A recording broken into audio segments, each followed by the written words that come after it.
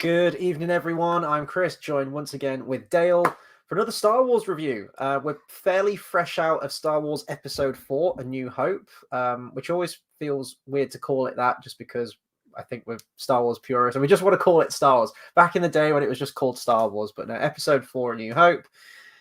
Your favourite Star Wars film, which I found out a couple of weeks ago. Mm-hmm.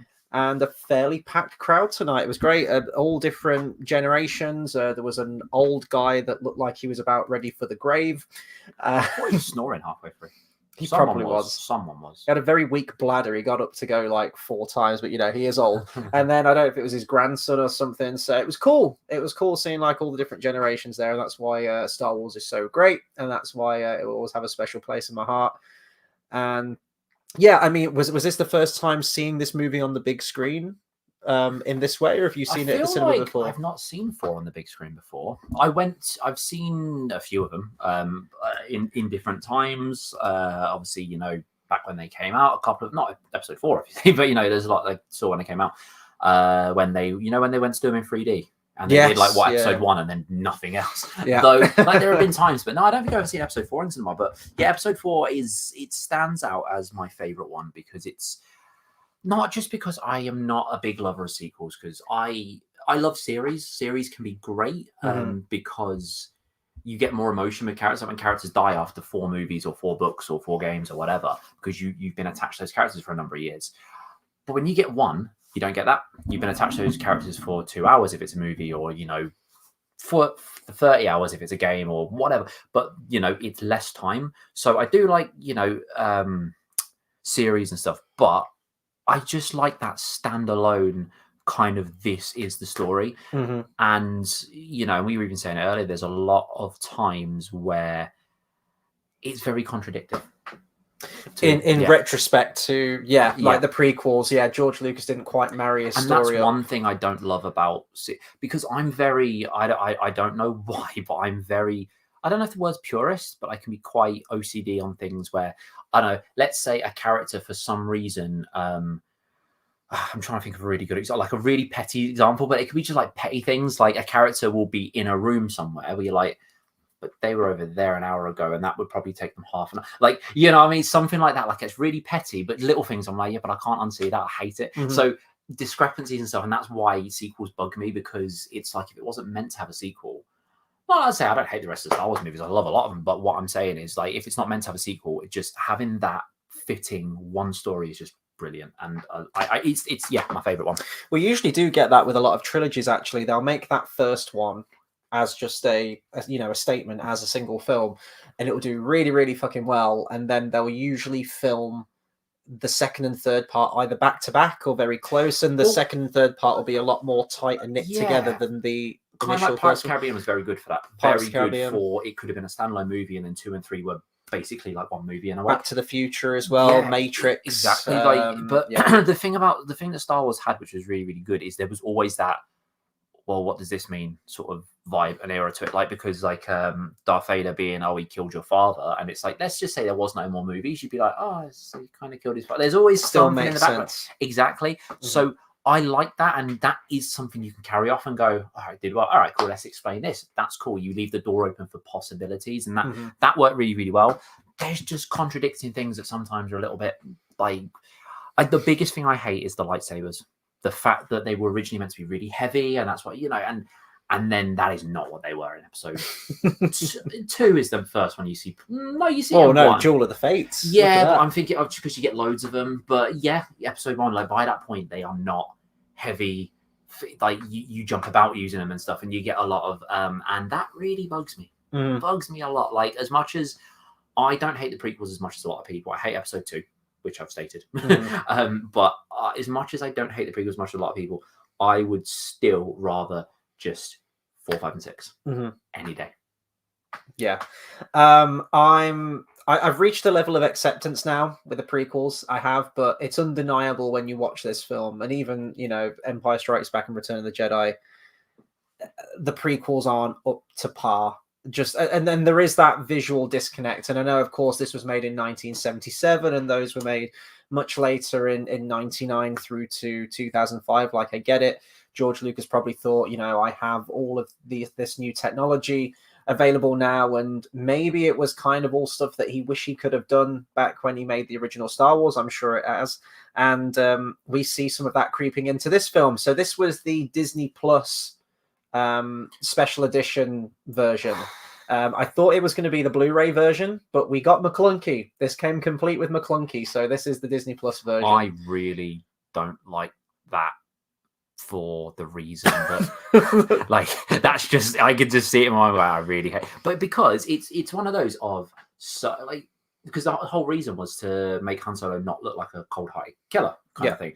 But think about it, right? If you saw, let's say you're walking down the street and you saw a 13-year-old girl that's pregnant, be a bit weird, right? That would be weird. Exactly. But if it was like 1400, not as out of place. So the point I'm making is different eras or different situations have called for different situations. So like Han Solo, it wouldn't be a cold-hearted killer, but he's kind of there. He's defending himself, or that's who he is. Doesn't make him a bad guy. So I still hate it. It's like he goes, "Oh, I don't want to make him a cold-hearted killer." It's like, what would be the problem in that situation, though? Realistically. Yeah. Well, I mean, it just, the special editions, they've been taught to death online. You know, all the changes are outlined there. There are some changes that I really like, and that goes for all of the original trilogy. There are some special edition scenes and obvious things as well, like the visual cleanup and the audio and everything. Like everything's presented in the best sound possible and the best picture quality possible. Love all of that, you know, like those technical upgrades to everything. That's fine. What I don't like is when you have stuff creeping in, like the Han Solo scene, where it fundamentally changes that character. That is the whole point of, you know, take Empire and Return of the Jedi out of the equation, just reviewing this one. That is still his character arc. We see where he begins. He is that rogue. He is the shoot first, ask questions later kind of thing. You know, the machismo, fly by the seat of your pants, rogue with a heart of gold. And by the end of the movie, he, you know, puts aside the money and he fights for a good cause. His character arc is complete in this one movie. Obviously, it grows more in the next two movies as well, but even just looking at this movie, and to change that to have either Greedo shooting first, which it has sometimes, and then they've edited it where they kind of shoot at the same time almost. It's just a pointless change, and it's one that I think ruins Han's character. I really think it does, and just ruins that scene. That it's just so cool having him fucking shoot Greedo in the face, just get up and just say, like, sorry about the mess, and flips the bartender a coin, and he just walks out. That is awesome. And it tells you everything you need to know. And the thing is, it doesn't make him a bad guy. It doesn't make him unlikable. I'd understand if they were like, makes him unlikable, but it doesn't, like, at all. He's like he's your Western cowboy. He's like Clint Eastwood in the Dollars trilogy, you know, just a fucking badass. And when you have material in like that creeps in. And then there's other bits as well. There's perplexing fucking changes, like a CGI rock that's added in front of R2-D2 when he's hiding from Obi-Wan in the cave. And now it's just like, logistically, how did R2 get into that cave when there's a giant fucking rock blocking the entrance? Obi-Wan's weird fucking scream that scares some people off. I hate, like, I get this sometimes when I watch it. I'm just like, I cringe. It's like when you watch The X Factor and there's a really, really bad cringe-worthy audition and like your whole body almost implodes from cringe. That's what I get when I see scenes like this. I'm going to get it when we have Jedi rocks in Return of the Jedi.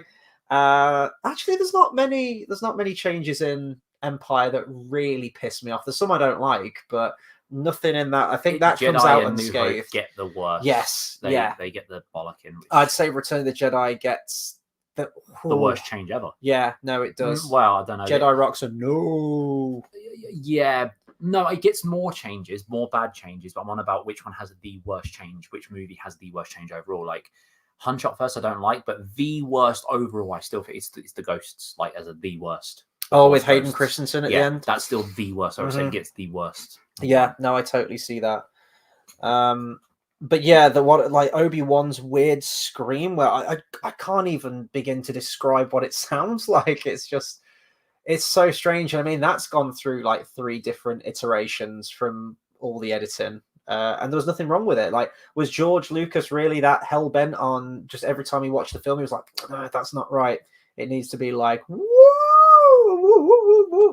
It was awful, absolutely terrible. They were like playing Mario, weren't they? They saw the ghosts, they heard Mario, and they went, let's put them together. And they play Crash Bandicoot. And I went, right, there you go. Yeah. Mold them all together. And then there's another change that really. But the Jabba the Hutt deleted scene, I hate. And I think if you're just watching the original trilogy for the first time, as some people in the audience tonight probably were, I still miss Wizard Jabba. Oh yeah, That's yeah. cool. I like that. Well, there's just like they crowbar Boba Fett in there because it's like, oh my god, Boba Fett's got to be like a big fucking deal, and the camera's got to linger on him. Even though it's not that big of a deal anyway. No, but then you've got Greedo in the background, and Greedo's just been killed, and then we see Greedo in the background again. It spoils the reveal of Jabba the Hutt. I think it's such a great reveal how he's mentioned in this, and he's got a bounty. They bring up Jabba the Hutt again at the beginning of Empire Strikes Back that, well, if I don't pay Jabba back, then I'm a dead man. And then you get his reveal in Return of the Jedi as this giant slug creature, and it's larger than life.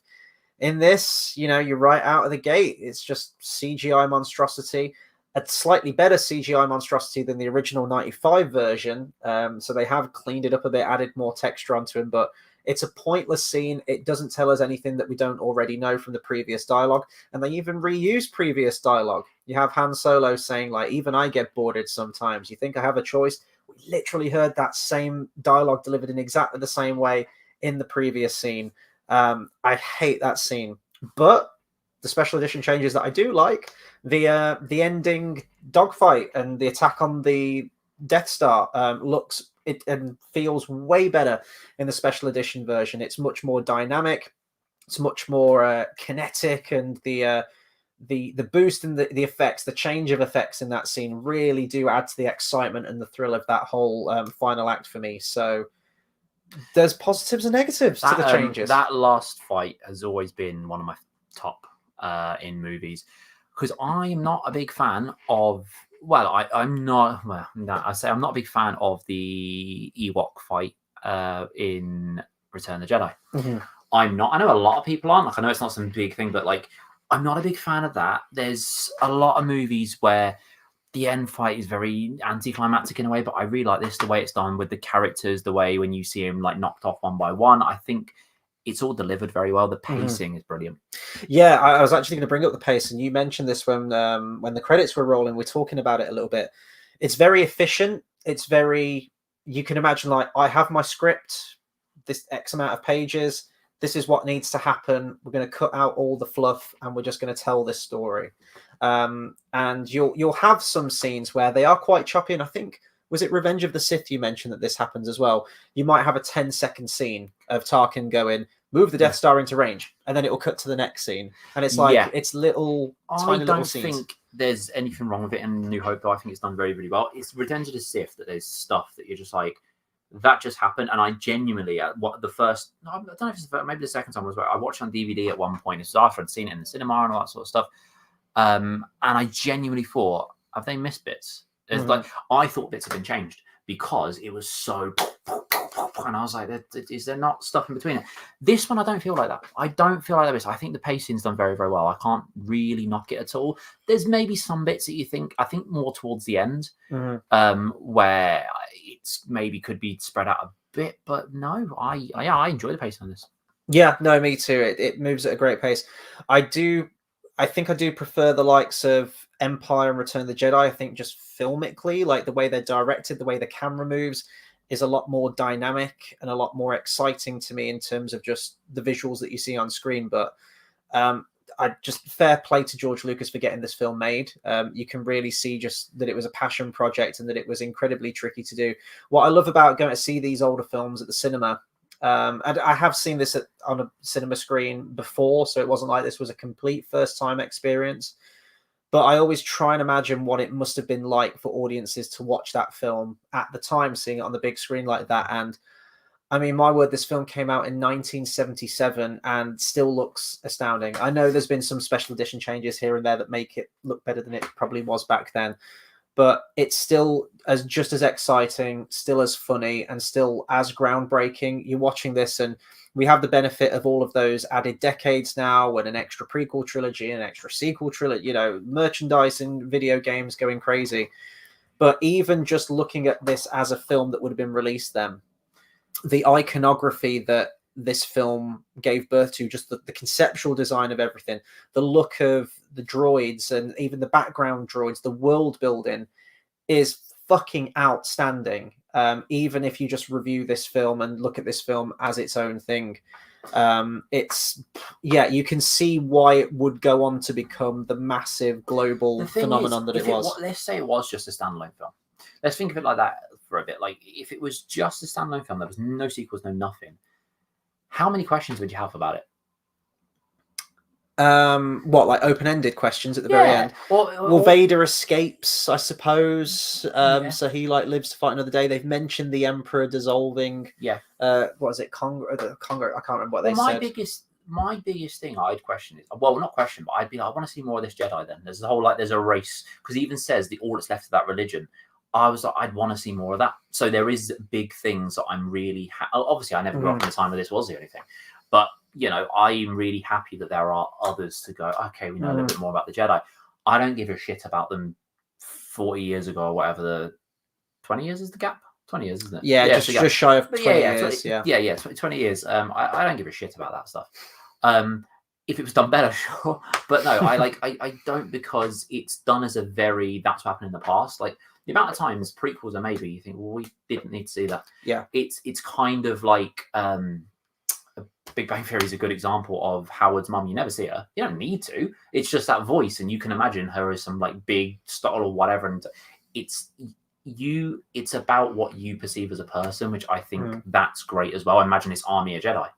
That is better in your head than and he turns up. You know what I mean? Than just seeing on screen and doing that. I think some things are better left unseen. Well, also to your point about that, there's the setup of your father wanted you to have this lightsaber when you were old enough, which is bullshit. The prequels contradict that too. But Luke gets given a lightsaber, which, apart from when he ignites it for the first time, he never uses at all at any other point in that movie. Yeah. So it sets him up that he is going to go down this path of becoming a Jedi. But even if you just review this as a self-contained movie, that's kind of like a little nugget of information that never really gets any follow-up to.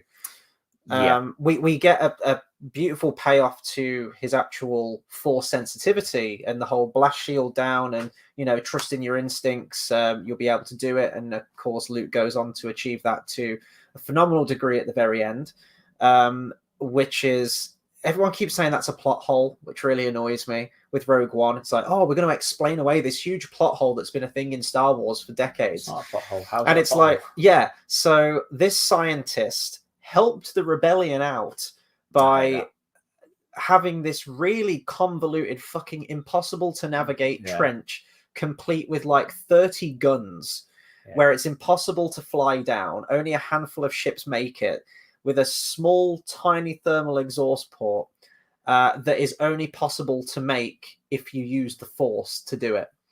That's not a plot hole. I hated it. It's a story device. It's it's David and Goliath kind of thing. It's insurmountable odds with a tiny little weakness.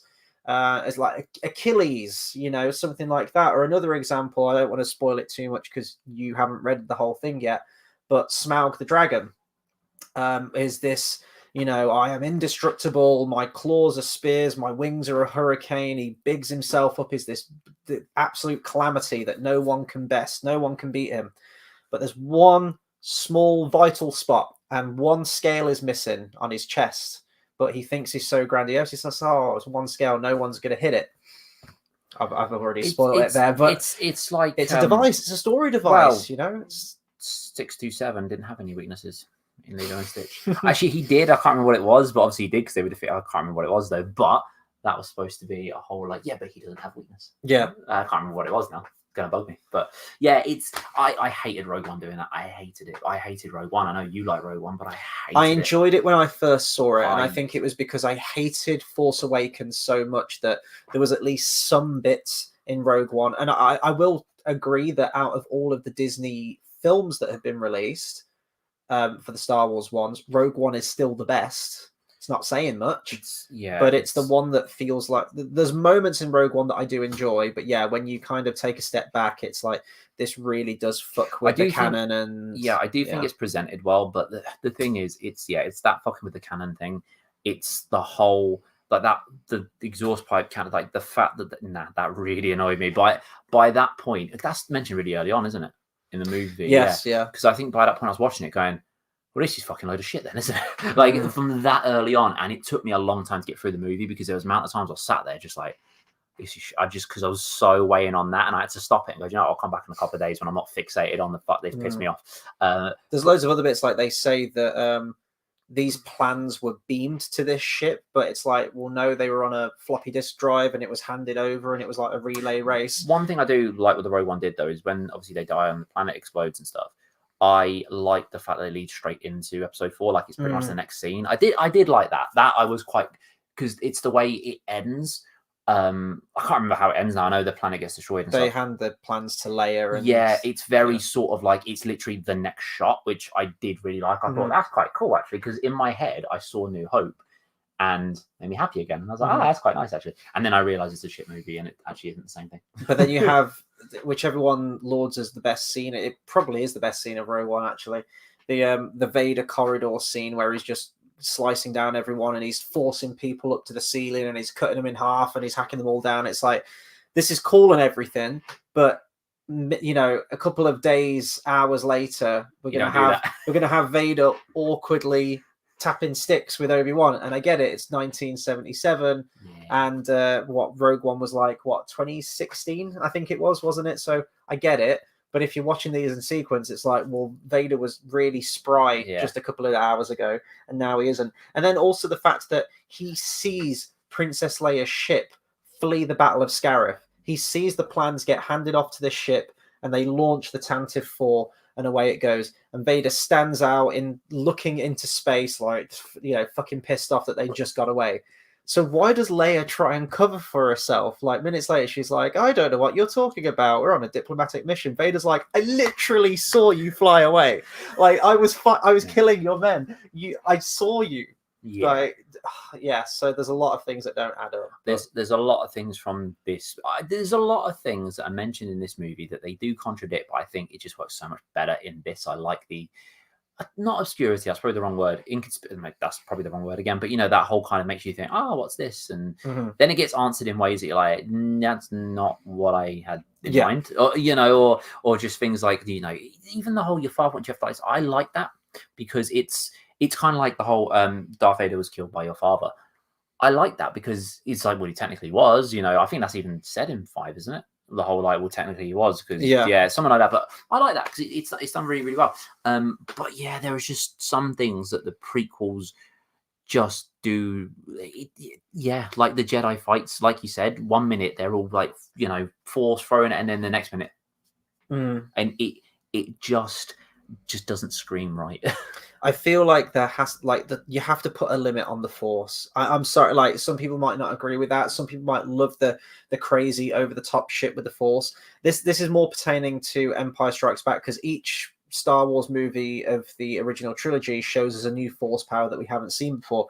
But it all felt very limited. Like the most impressive thing we see Yoda do is lift an X-wing out of the swamp. And that's like peak Jediism. And that's Yoda. And he's tiny and he lifts this X-wing and he's really concentrating to do this as well.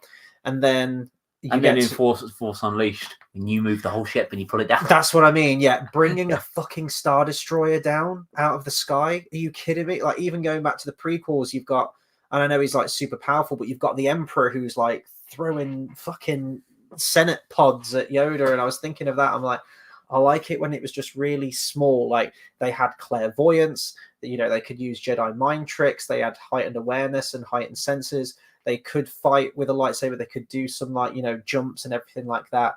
And that was kind of it. And then the Emperor shows up and he's like super fucking evil and he's got lightning. It's like, oh, we haven't seen that before.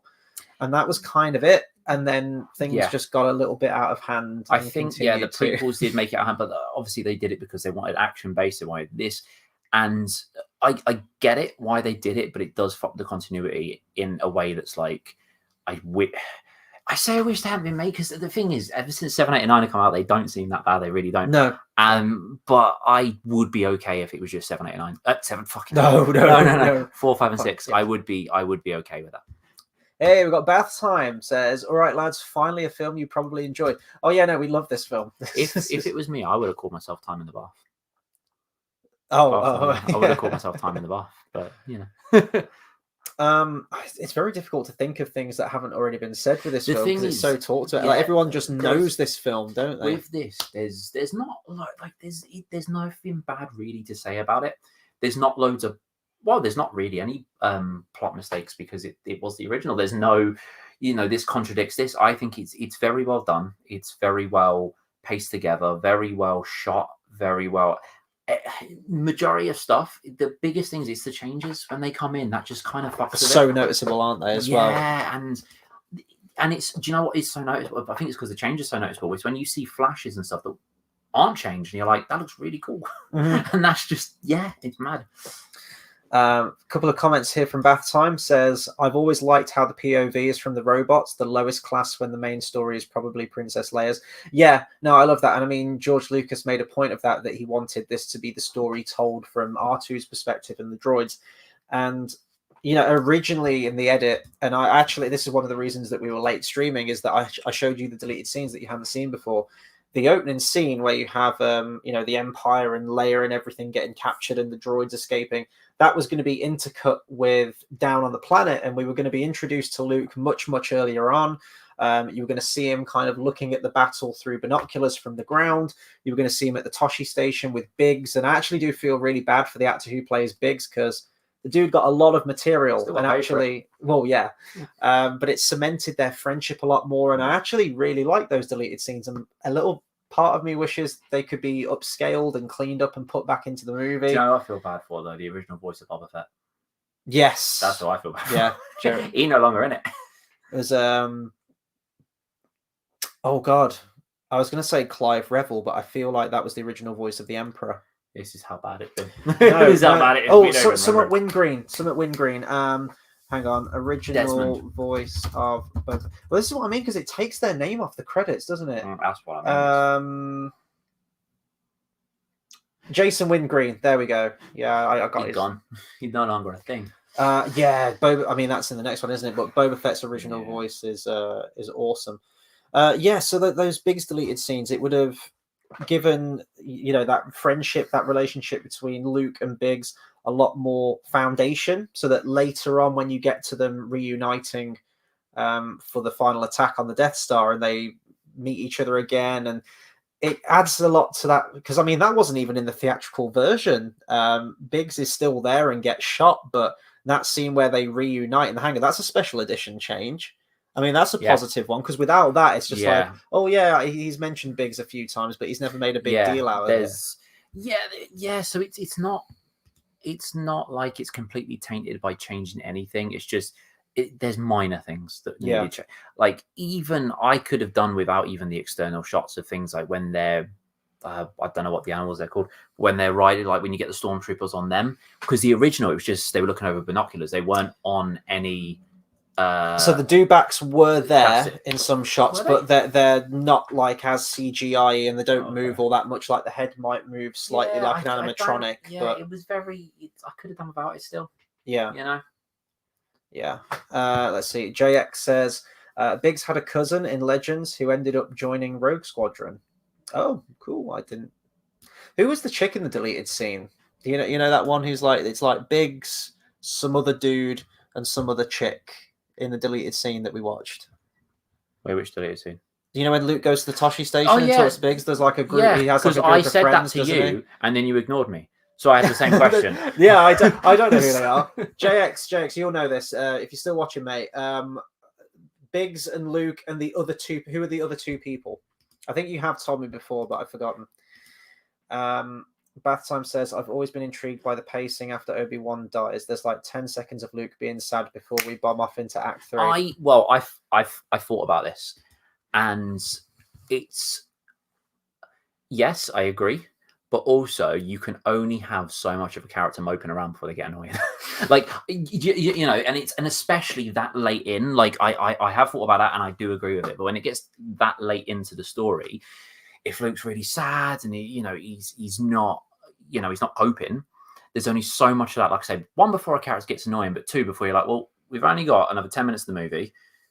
Get on with it, mate. Like, it's going to get to that point. Whereas if it was a lot earlier on, you could have him develop and then blah, blah, blah, blah, blah. But there wasn't time for that. So I do get why I did it. Leia's homeworld is destroyed in front of her very eyes, including, her parents. Do you know what? I forgive her, though, only because, not because she wears a gold bikini, but because because she's comes from like a background where she's fighting, she's done this, like she is shocked, and then after a while it's kind of like I know I've just got to get on with it. And no, I agree with you. So I get hers. And in the radio adaptation, there is more insight into the characters in that scene. And when she consoles Luke after Obi-Wan dies, there's more dialogue, and he says like, "How do you go on? Like Alderaan was destroyed," and she says, "Because I'm fighting for this cause." Because so like it does work. To be fair, if I was in a spaceship and I saw Earth destroyed, I'd probably be sad for about 10 seconds, and I'd be like, "Oh well, you move on." So I think it works. I mean, I don't. You've seen the Lord of the Rings films, right? Many years ago. Though. Fellowship of the Ring. If I say I've seen it, but you know what happens with Gandalf in that film. Yeah, but like I say, it was a long time ago, so I'm not. But it's fine. Okay. You can't not say it. In case you haven't, because we do need to watch those films again at some point. There is a moment where they lose a character in the Fellowship, and they're all really sad, and they have their moment, and Aragorn's like, "Right, come on, pack it up. We got to go because like orcs are coming. We can't stay here and be sad." Yeah. And Boromir's like, "Give them a moment for pity's sake." And he's like, "Look, by nightfall, these hills are going to be swarming with orcs. We need to go." Yeah. So they have a few tears. They, they mope about for a bit, and he's like, "It is really sad and it's shit, but we got to move. We got to keep going." And I guess it's kind of similar to that a little bit. Yeah. And the thing is, it's just the issue. No, it's not even an issue, but like the thing is, because this happened so near the end of the movie. It had to be very like, well, we just kind of got to get on with it. There wasn't, with Luke. But then when he does speak to him through the Force, it is, I guess, his comforting. And because by that point he's fighting for the cause. But no, I have thought about that. I have thought about how like anyone would be quite. But then at the same time, what I have thought about is he didn't really know the guy. Mm-hmm. Like, even he has more of an extreme reaction to him dying than he does seeing his uncle. Well, charred skeletons. Because he sat there and lay up the jacket over himself, and he's like, he looks mopey. And I do sometimes look at that, and I think you barely knew him though. Like all he did is give you a thing to wave around, and then just tell you the world, the air's helping you. And realistically, it's just some old guy being a bit crazy. So, I mean, the death of Uncle Owen and Aunt Beru is fucking brutal. Like, you never see that again from Stormtroopers. And it is inferred that it is meant to be the Stormtroopers that did all that. JX, I know you've edited a really, really good workaround of that scene, which I've already said that I really like. But yeah, it's just meant to be the Stormtroopers have gone in. I guess, like, flamethrowered the fuck out of them. Like, it is charred bones. So, yeah, I mean, you never see that again in the likes of Star Wars. So it's pretty hard hitting that scene. Bath Time says, I've always been intrigued. Oh, sorry, I've already read that one. Anon says, you're going to review Master and Commander. I do own that film. I'm looking on my shelf to see if I can find it. I did have them all in alphabetical order, and now it's kind of all messed up. I do really like that film, but I mean, why is it? Is it coming up to some kind of anniversary of Master and Commander? I mean, I like it. I've watched it once. I'm trying to put. I know we're not talking about Return of the Jedi, but I'm trying to put Return of the Jedi with a load of other trilogies on. Like, does it fall into the trilogy thing? And for me, it does. It's the third one. It's kind of like, like Indiana Jones, the third one. Really not a fan. You need to shut up about Last Crusade. I will fight you. I will actually fight you on camera. Back to the Future 3. The weakest one of them all. It's my second favorite. I think 2's weaker. I like the Western setting. Yeah, it's not as weak as what's the third Indiana Jones called again? Last Crusade, you fuck. It's not as weak as that for me, but it's it's just like I think there's that trilogy kind of. I don't know. I'm just trying to think of loads of trilogies now, where the third one always kind of falls short. Spider-Man 3. Oh, that doesn't even think. That's not a thing. Didn't happen. Spider-Man 1 and 2, and then they did nothing else. Godfather Part 3. That's another one. What? Yeah. Alien 3. Well, no, that went on, didn't it? Past that. Terminator Aliens 1. I've only seen the first, and I've stopped. Yeah, it's the usual trilogy trap, isn't it? Apart from Return of the King. Yeah, I mean, I know you could review that as like one big story that's cut into 3 segments, but something then when the third one's like the best. An argument could be made for Return of the King. Personally, my favorite is the first one, Fellowship of the Ring. But if someone said, "Oh, my favorite is Return of the King," and these are all my list of reasons, I'd be like, "Yeah, I totally see that." Because a lot of times you get the cliche, the first one's the best. Mm-hmm. You know, with Star Wars, you get it's the fifth one, isn't it? That's the one that everyone go, but it's just because that reveal, isn't it? Yeah, well, there's just every single frame of that film. But like that's love. the standout. But imagine having a reveal that big that it's not even no one. I guarantee no one sits there and goes, "Well, I don't want to spoil Star Wars for you," but like everyone just knows it's just a thing, you know. But there's a lot of stuff like, you know, you talk about Lord of the Rings or Harry Potter or anything like that. There's things that happen. We'll go, well, I don't want to spoil that for you because not everyone knows. But Star Wars, just everyone knows. It's like, well, yeah, everyone knows it's his father, and that's it. Like, no one's going to care that you've said it. Like, but imagine having a secret that's that big and that well known now that is really not a secret. Yeah, no one gives a shit. Oh, see, I knew that JX would be on the case. He says, The Last Jedi's novelization opens with Luke dreaming of an alternative life he could have lived as a successful moisture farmer in the Empire, where he married Tammy, the girl from the Toshi station. Oh, okay, so she does get named. Last Jedi. Yeah, what is that? I don't get it. I mean, TLJ novelization could have opened with Luke dreaming of going, the Force Awakens was a thing. Oh, God, that was a horrible thing that happened. I've not read them, but have you read like the comic books, the Star Wars, like when Luke Skywalker met Darth Maul? No. I've not read them, but I know they're a thing. JX, I want you to I'm going to say something, and I want you to... You can be my Star Wars fact checker for tonight. R4D4... I think that's his name. The little red droid that initially gets sold to Luke and fucking explodes in 3. No. Does he get destroyed in 3? Wait, am I thinking of a different name? You're thinking there's two different. There's an actual red R2D2. Yeah, the red one in this that the jar was initially sold to Uncle Owen, and it fucking blows up. That was a conscious decision from that droid. He knows of the importance of R2D2 and what R2D2 contains. So he willingly blows himself up and sacrifices himself so that R2D2 then gets sold to Uncle Owen. JX, can you confirm that? I swear that's a thing. I swear that droid is sentient and he is the real savior. Because if he didn't do that, then R2... No, the saviors are the people going, oh, don't shoot.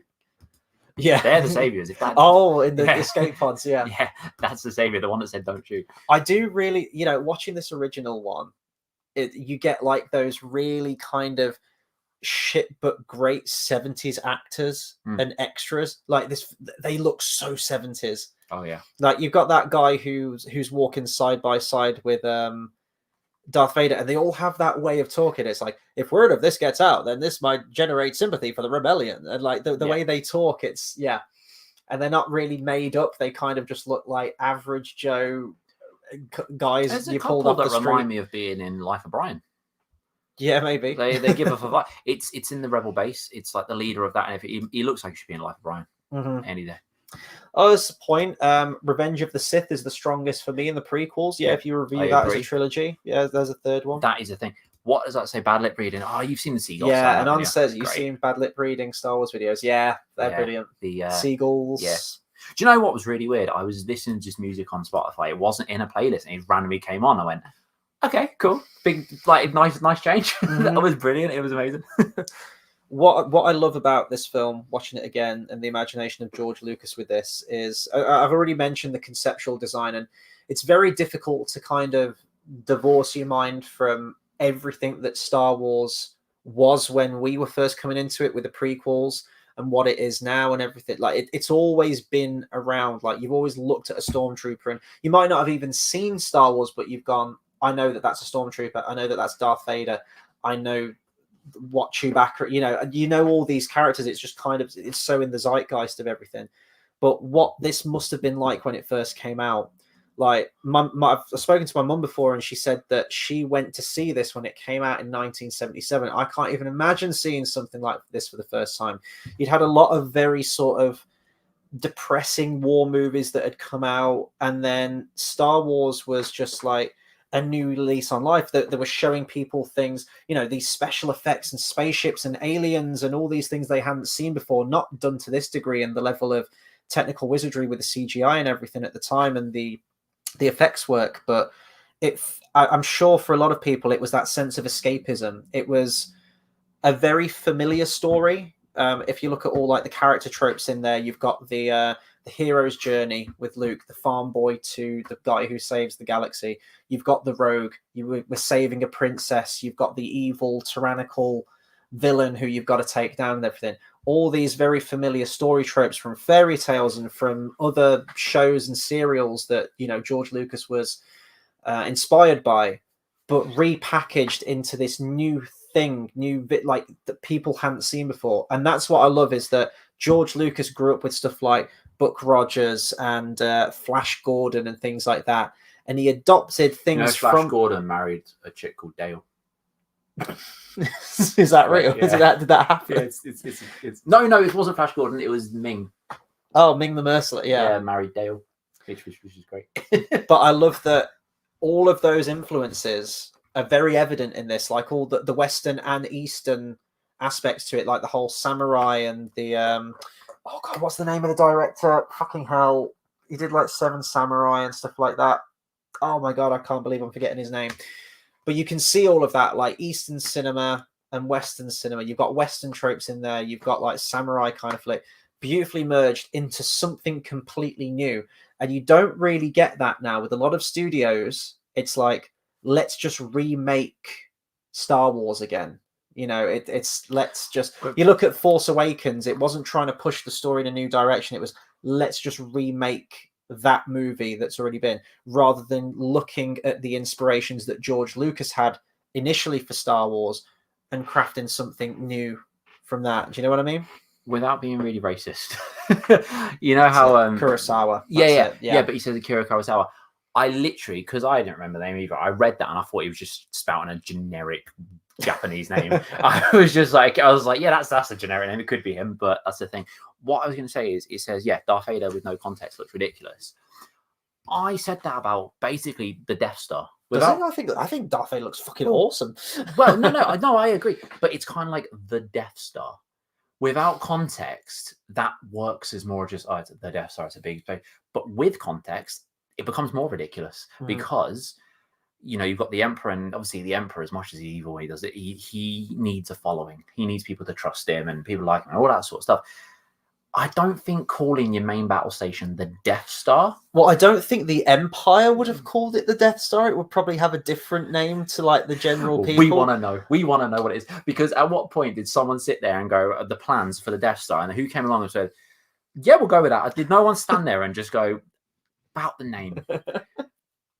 Don't think it'll work. Like, you're not going to get the sympathy vote this way. Just saying, you can do what you want, but, you know, I just feel like, we should have. I know, but it's fucking badass. Let me call it the Death Star. It's like, no, I got a plan. It's fine. It's a star of death. Jake says, according to a certain point of view, R5D4 basically chose to shit himself to death because R2 told him about his mission. Help me, R5D4. You're my only. Please tell me that's not a line from it. I didn't know this. Oh no. Oh no. I didn't know that, and I don't like that. Yeah. I like the idea it was just like a random thing and it just happened. It was luck. Yeah, I just think it's kind of cool. Because this is the thing as well, and I don't remember who it was that said this. It might have been Tarantino. I can't remember, but the whole movies and TV shows stuff is basically real life about all the pointless shit, like include like just take out the pointless stuff, which I get, because you don't want a load of pointless crap, but sometimes shit does just happen. You know, it's kind of like, you know, it probably happens sometimes, but you ever watch a TV show and if they're on the phone to someone, let's say even just before the scene, they put the phone down, it's always got a relevance. Oh, that was this person they're coming up. It's always got a relevance. It doesn't always need a relevance. They could just be on the phone, put it down. Like, it's not in the scene. It's literally a second. They put it down. Hi. That's it. You don't need relevance. You don't need context. Not everything needs explanation. And I think that, to me, have an explanation is just another one of like, because I say this all the time, not everything needs to be connected. And that's probably why I don't love sequels. Like, I don't love them, because not everything needs to be connected, which is weird, because Kingdom Hearts is like my favorite series. And everything. You cannot get more connected. I swear that's even a line in the thing. Everything is connected. It's like, cool. But yeah. Bath Time says, I'm sure the people watching would have had Vietnam in mind for anything involving rebels. Yeah, and that's what I mean. You know, that happened. So the country was in a very weird, sort of very fragile state emotionally. You had a lot of films coming out around that time that were very dour and dealing with that kind of stuff. That this was a bit of escapism, a bit of fun, you know, farm boys rescuing princesses and defeating like the evil villain, and a very simple story, but just visually, conceptually, even I was just looking at all the costumes and like the blaster holsters that all the Jawas had and the sandcrawler and everything. I was like, oh my God, they built all of this stuff. All of this was built, and I know it went like massively over budget, and I know filming on location was an absolute nightmare for everyone involved, the cast and the crew, and probably for George Lucas as well. But just the blood, sweat, and tears that went into this, and it still stands the test of time, and it still gets that reaction from the audience. Scenes, I never remember it being like this funny, and when you've got a crowd that are actually laughing too. I will say, like, the person next to me was laughing at some of the bits that we were, but most of the audience, I don't know whether they were just captivated or whether they'd just seen it a few times. But there's moments like the bit where Han Solo's on the intercom, where he's like, we're all fine here now, thank you. How are you? And it almost feels like it's improv. It's like, that was a boring conversation anyway. I like that. It almost feels like it's improv, and it's just little moments of levity like that. All the famous stormtrooper hitting his head. And that was great. And then the bit where Princess Leia goes out back, and Han's like, "Hey, do you ever think a guy like me and and he goes like, "No," he just cuts him off. Yeah. And there's that, because you would have that, these two lads. Yeah, you would have that. There's this chick, and there's just bits like that I really appreciate. Just that conversation, just real character, little lines that are thrown in. The bit how they rescue Princess Leia, and you're expecting her to be the damsel in distress, and they are getting her rescued and everything like that, but she's the headstrong one, and the other two are kind of clueless, and she's like, okay, so you had a plan to rescue me, but you didn't have a plan for getting me out of this. And she takes the lead, and before they were trying. Exactly, before they were trying. And George Lucas said that. They say like, oh, don't you think like they were trying to like vilify him and say like, oh, the original Star Wars had like no female characters and it was all the guys and everything. It was like, did you watch the movies? Like like Padme and Leia were like the ones who were like the brains behind everything, and were the real go-getters and get things done. And because of that, Princess Leia, even just in this movie, is a fucking great character. She's blessed, she's spirited. She talks back to Tarkin.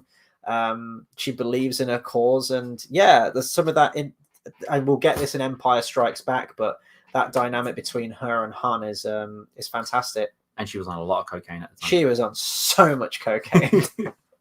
And apparently, according to her own words, Carrie Fisher went through the entire crew like wildfire. Every time I watch it, I try and notice. I'm like, can I see like widened pupils? I try and notice in her. You can see her cocaine nail in Return of the Jedi.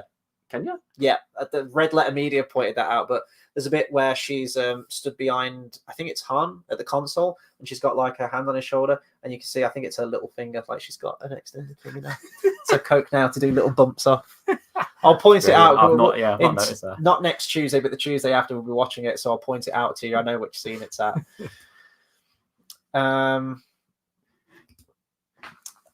Quote, they get to have that narrative. We are the ones who built something called a Death Star under the leadership of a decrepit old goblin who believed in the dark side of some ancient...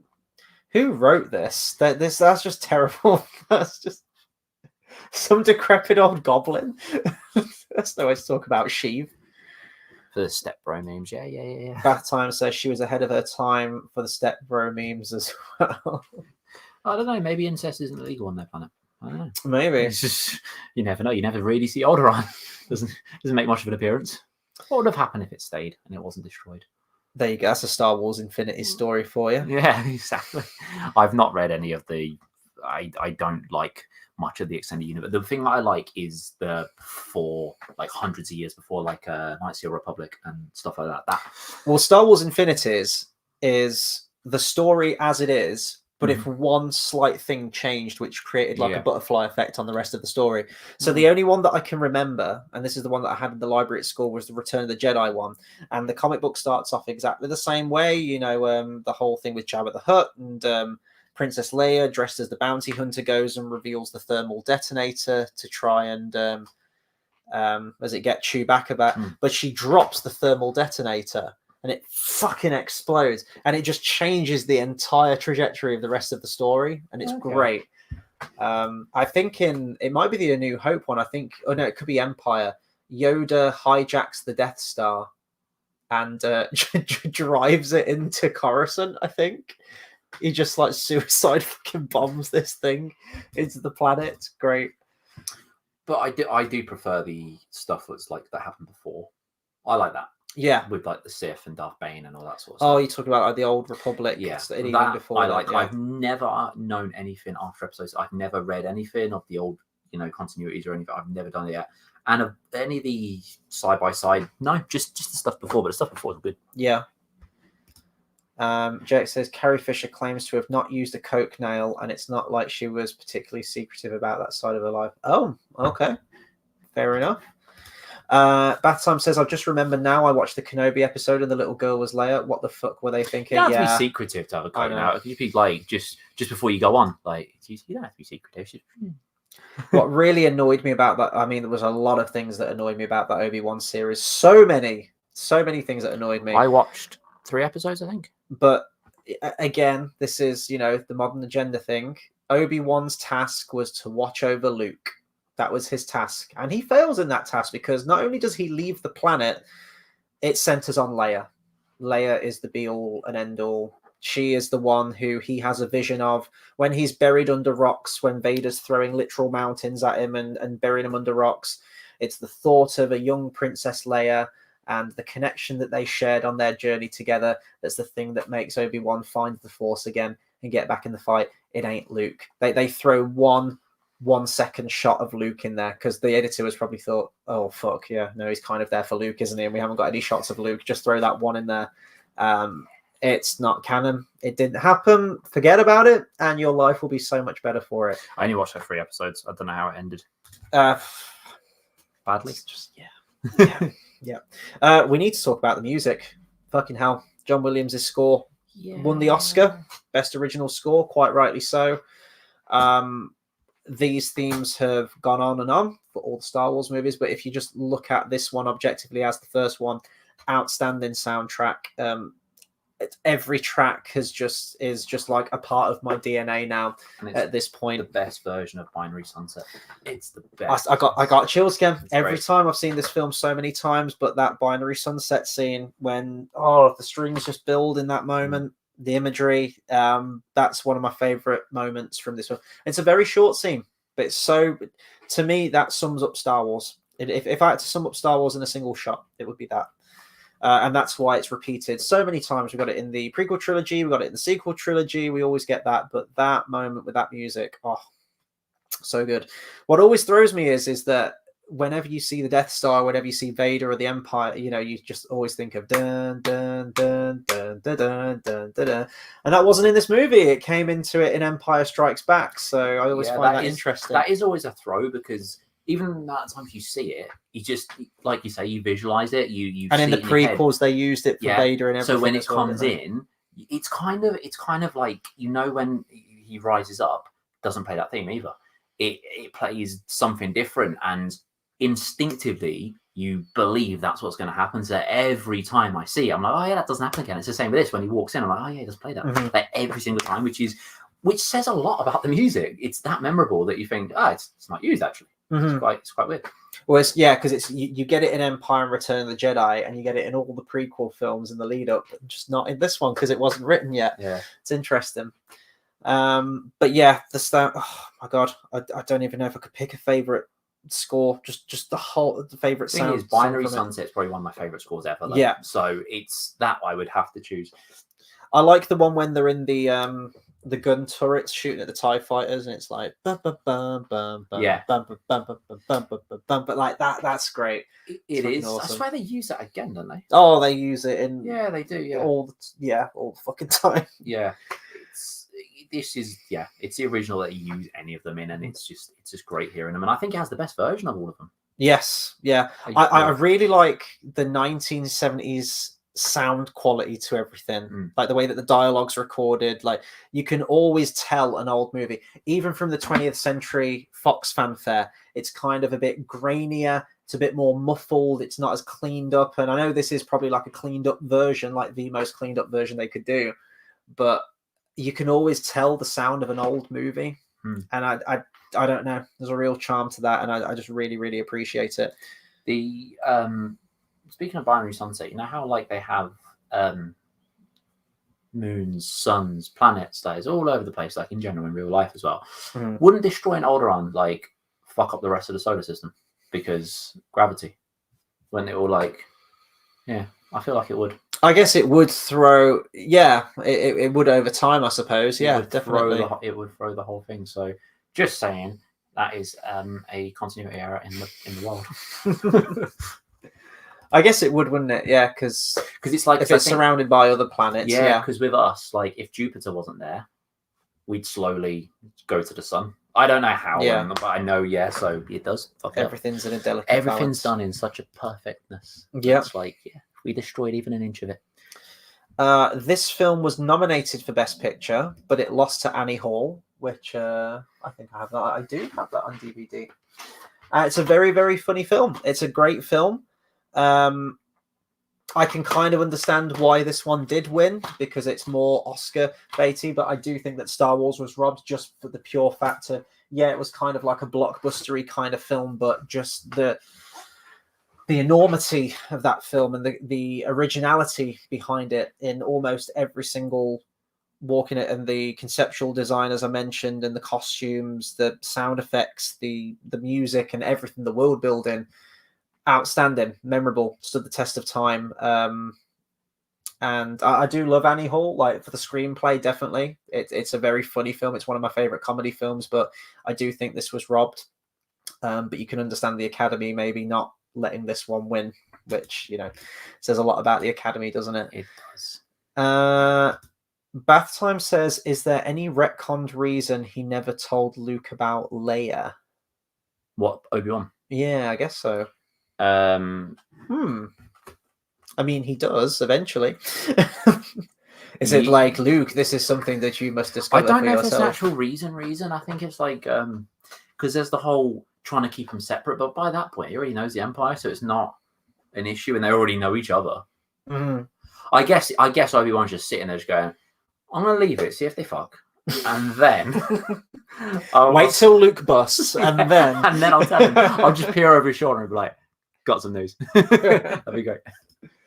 Bath Time says, genuinely the only soundtrack I think is better is the Mortal Kombat theme, because I've never been more electrified than watching that film when I was 7 and the beat dropped. Oh, dun, dun, dun, dun, dun, dun, dun. Yeah. See, I always think that that's the Mortal Kombat main theme, even for the video games, and it's not. It's literally just used in that film, but what a fucking great theme it is. I've seen that movie once. It's a long time ago. Mm-hmm. How many years ago did that come out? 97? Was it? I thought it was a bit after that. Long time though. Been a long 95. No, I thought it was a little bit after that. JX says Leia becomes a Jedi and Vader murders Yoda in Empire. The Emperor escapes and Vader survives to wear white armor in Jedi.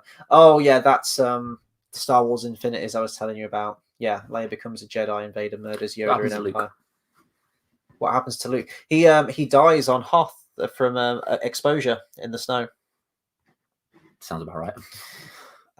The leitmotifs from Star Wars are incredible. I'll go for the Lord of the Rings as my favorite. Yeah, agreed. That's my favorite soundtrack too. But they work as well as Wagner or something. But yeah, totally. I've always favored the use of leitmotifs in everything. It really does help. It adds a greater sense to that character. It's a defining aspect about them. It's synonymous with that character in many ways, and it's memorable, and it really elevates the character within the movie. So my favorite scores are always the one that incorporates some kind of leitmotif throughout.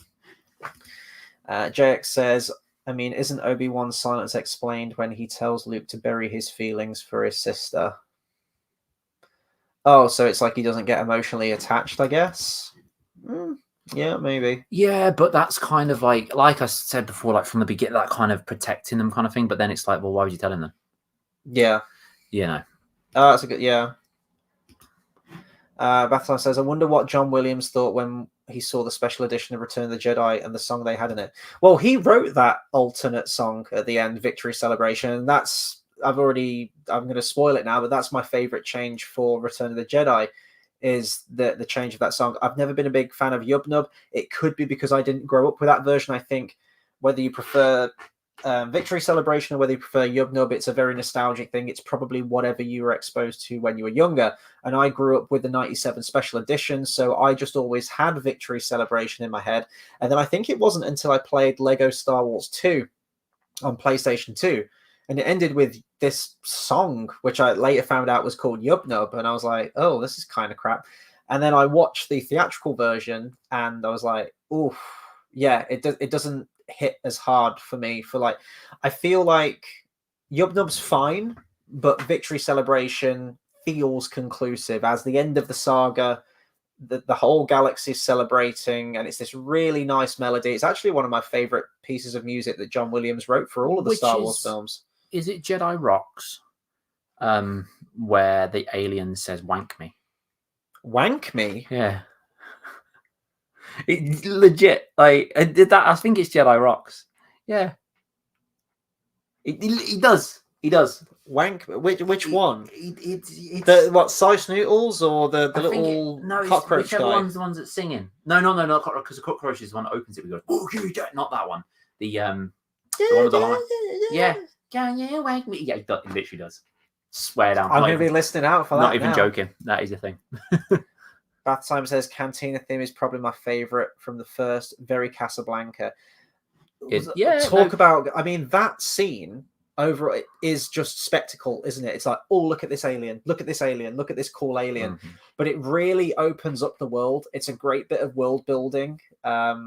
And yeah, it's just seeing all these wonderful different alien creatures and characters and whatnot. Great theme as well. It's just an absolute earworm, isn't it? That one. That's probably one of the best in the film too. I really like the other one that they play, which it's not as memorable, but it does cut to them playing another one. And I really like that one as well. Is it Figuring Dan and the Modal Nodes? I think is the name of the band. Like Fergie or Figure, yeah. Well, Max Rebo and the Jizz Whalers when you get to Return of the Jedi. Hey, we got Tobias. How you doing, man? He says, was this the special edition of the movie? Always thought A New Hope was kind of butchered in that version. Yeah, oh yeah, it is. It is butchered. And unfortunately, yes, this was the latest Disney Plus version, complete with McClunky, which, again, I've reached a level of acceptance with now, because I'm like, at this point, if you're going to keep altering that scene... Isn't McClunky the only thing that doesn't have subtitles of what he actually says as well? Like, it doesn't have English subtitles. McClunky. Because they just went, fuck it, it's just a noise. I love that shot was just like laying around somewhere, and George Lucas was like, fuck it, put that in as well. Let's get McClunky in there. But yeah, the special edition is... That's a conversation to be had as well. What do you think to George Lucas kind of almost putting the original unchanged theatrical version in a vault? And never releasing them? I mean, he did release them. There are these, actually. No, as in put them in a vault and then literally be like, you're never going to get them again. Yeah, so limited time only. This was the last release theatrically of the original versions, and they're putting like they're on the bonus disc. That goes to show they're not even on disc 1. They're just kind of thrown in as like a... Were they done as like the whole movie, or was it just scenes? No, it's the whole movie, but it is the shittiest transfer ever. The audio is really bad. The picture ratio is terrible. Like, they're not cleaned up or given the same love that the special editions were.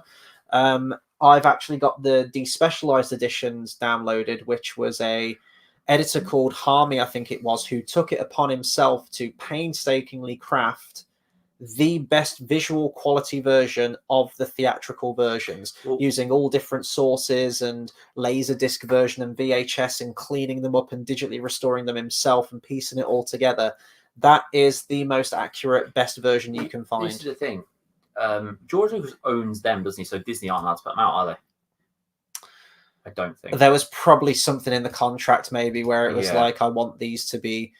Now, I get, as you know, George Lucas, he is an artist. Some people might disagree about that, but he is. And he gets to have a final say, I suppose, on what he wants to be. But the point is, it was released to us in 1977.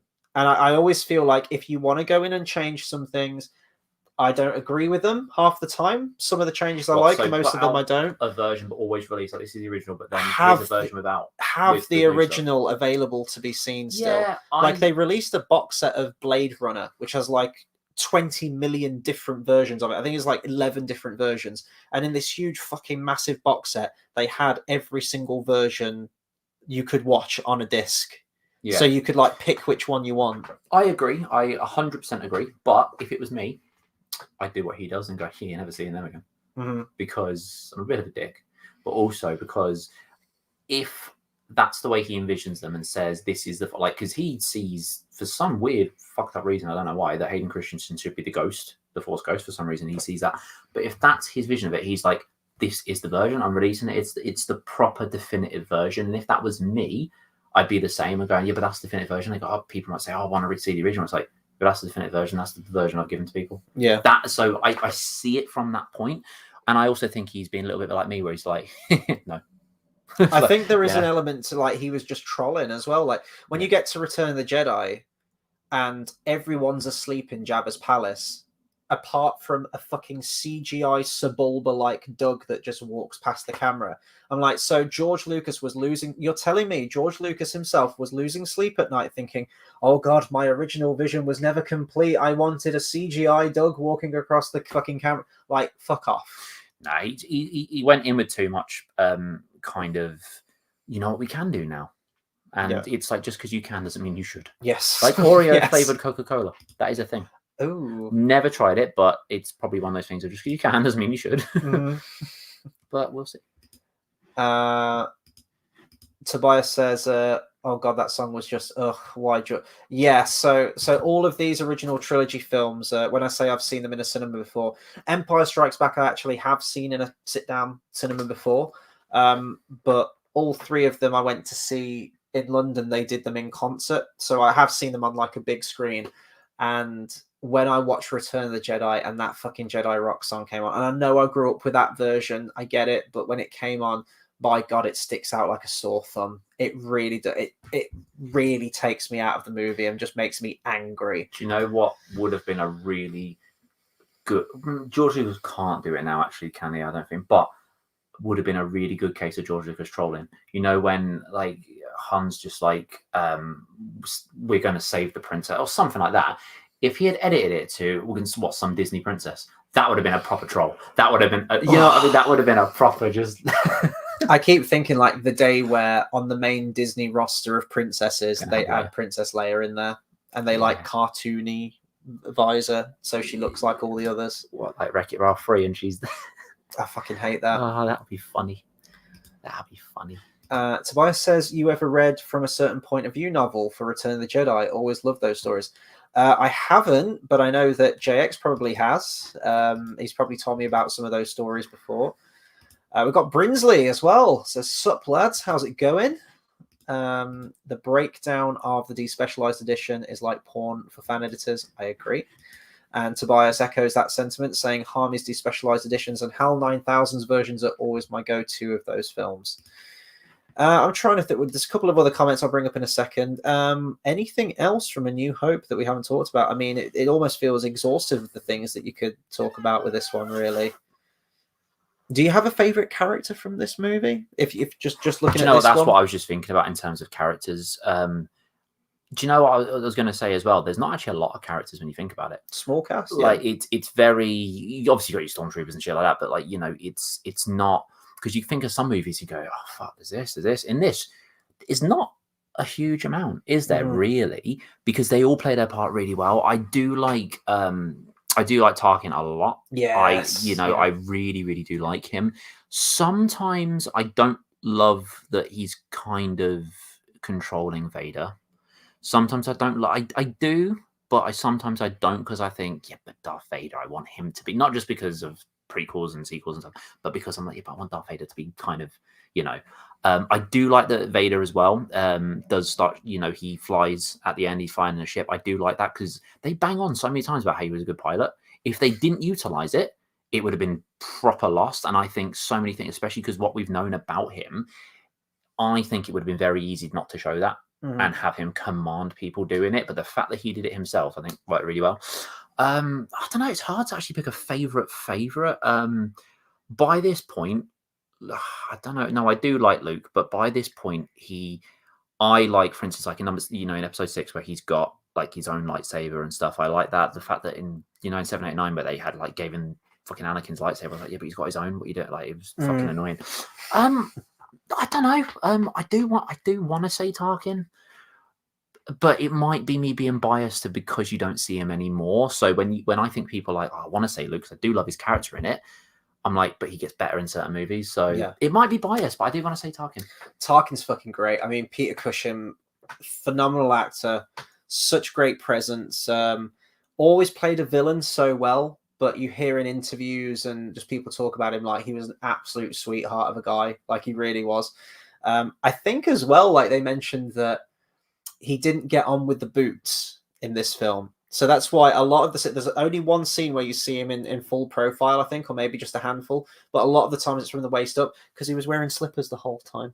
Oh yeah. And then there was, I remember there's a line where Princess Leia says that, I recognize your foul stench when I was brought on board. But apparently you smelt really good, like really perfumed up. Have you heard her say that in a British accent?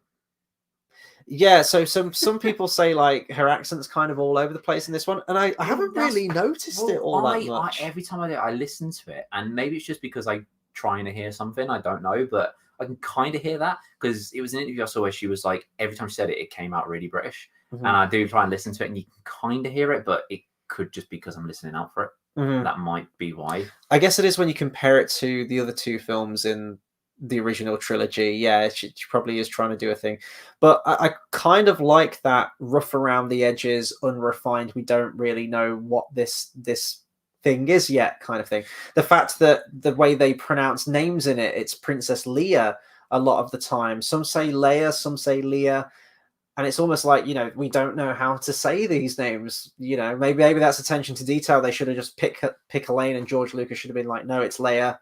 No, it's Leah. No, you said that wrong. Let's do another take. But I kind of like that about this, is that it wasn't this.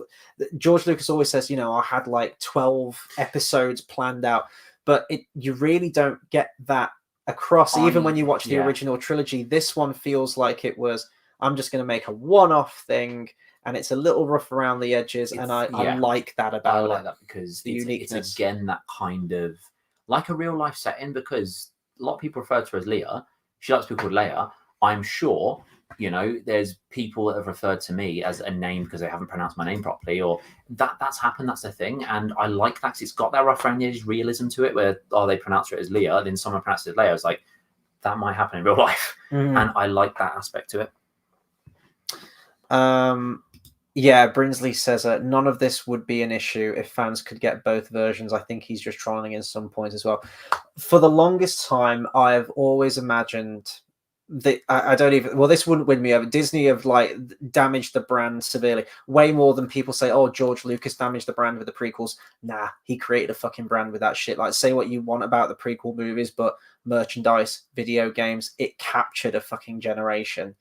And the same can't be said for what Disney have done with the brand. It really can't. But I keep thinking, what if they bought out like this glorious box set, or even individual ones with like a big chunky case with loads of behind the scenes and deleted scenes, everything all cleaned up, beautiful embossed covering of matching matching covers of A New Hope, Star Wars, Empire Strikes Back, and Return of the Jedi, theatrical versions, cleaned up, digitally remastered. Like, I dream of the day that I can own those, like an official release where they don't fuck it up.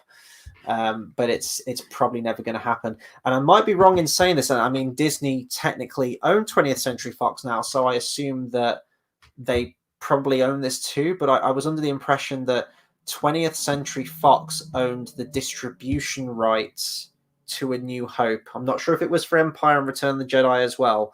And that's kind of the reason why they can't be released. But I mean, Disney own 20th Century Fox now, so but I don't know. Yeah, but I think Disney would pile on that money and release them. Yeah, so I know they can't.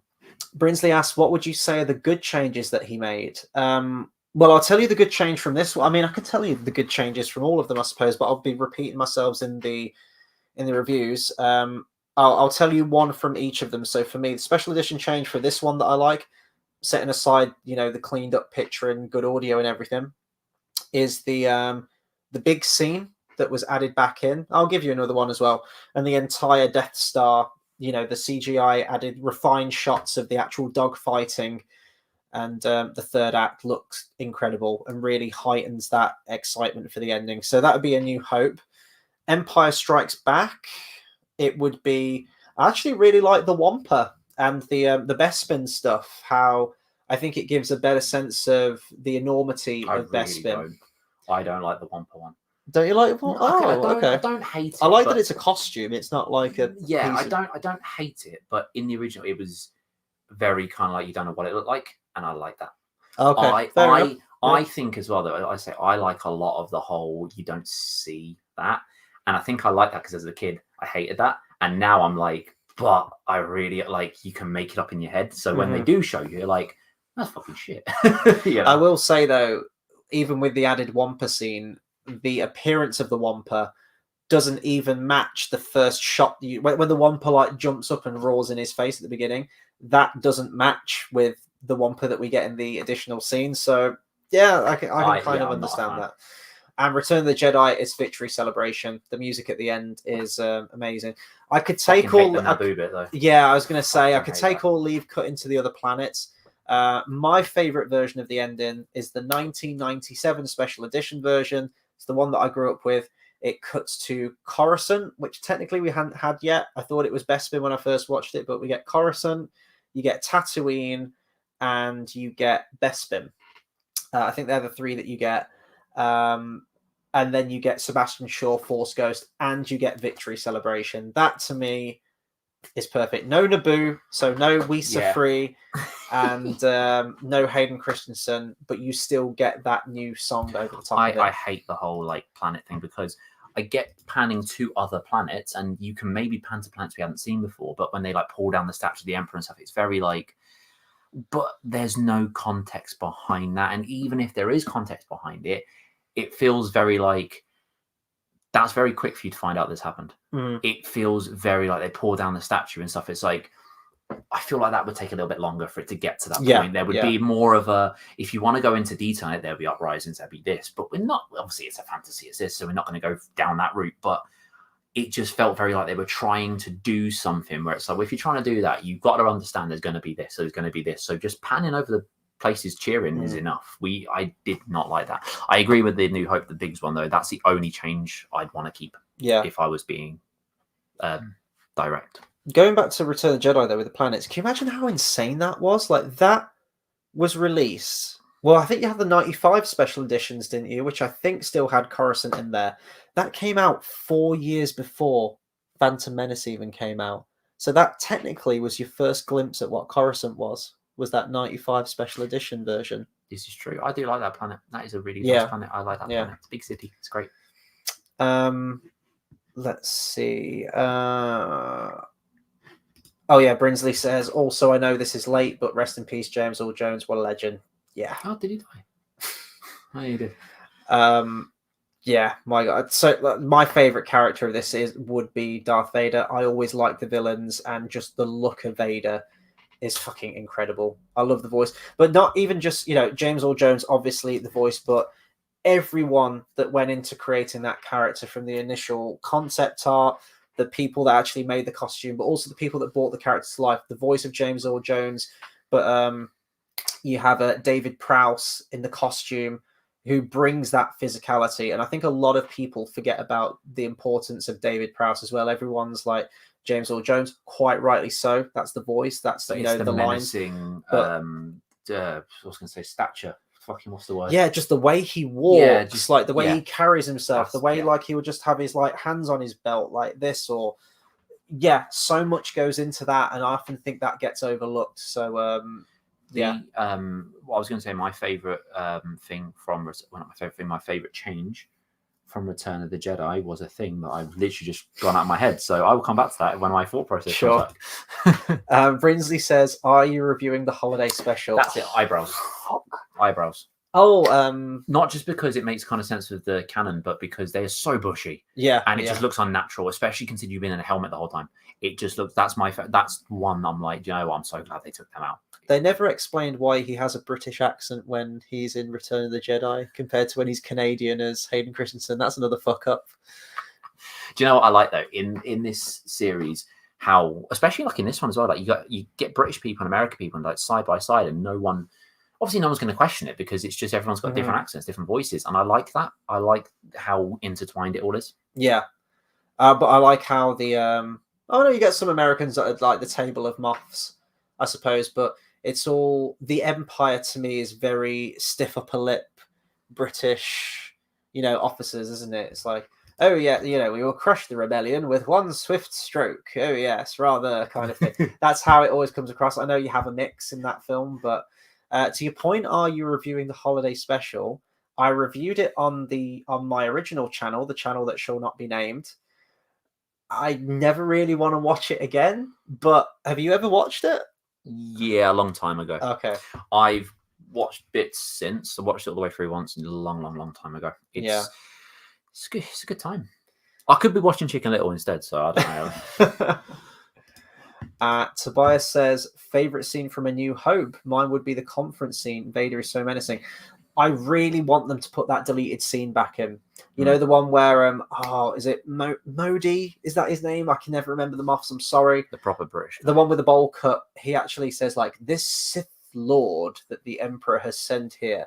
And I'm like, oh my fucking God. Because I remember watching the original trilogy. But then when you watch the prequels, they're mentioning Sith Lords, and they're kind of throwing the word around Sith like it's always been a thing. And I was like, well, no, you've just pulled this name out of your ass. It was always just Jedi and the dark side. But then you watch this scene, I'm like, oh no, it was always a thing. And I really, it's like 5 seconds, if that. It's like 3 or 5 seconds. It just add it back in. It just adds so much to me in the world building and everything. So yeah, I actually forgot how much they do mention the Emperor in this. I mean, it's not an excessive amount, but there is some political stuff in there. Even with the deleted scene with Biggs, they talk about commerce. I think it also makes it a bit more political mentioning the Sith Lord because he sent him to watch him or whatever he says, but you know what I mean? And it's that kind of shows that it's not just Darth Vader leading an army. It shows it's that, and he's come over and yeah. I mean, where does the Empire reside majority of the time in this one? What do you mean, like where their base of operations is? Where the Emperor is, yeah.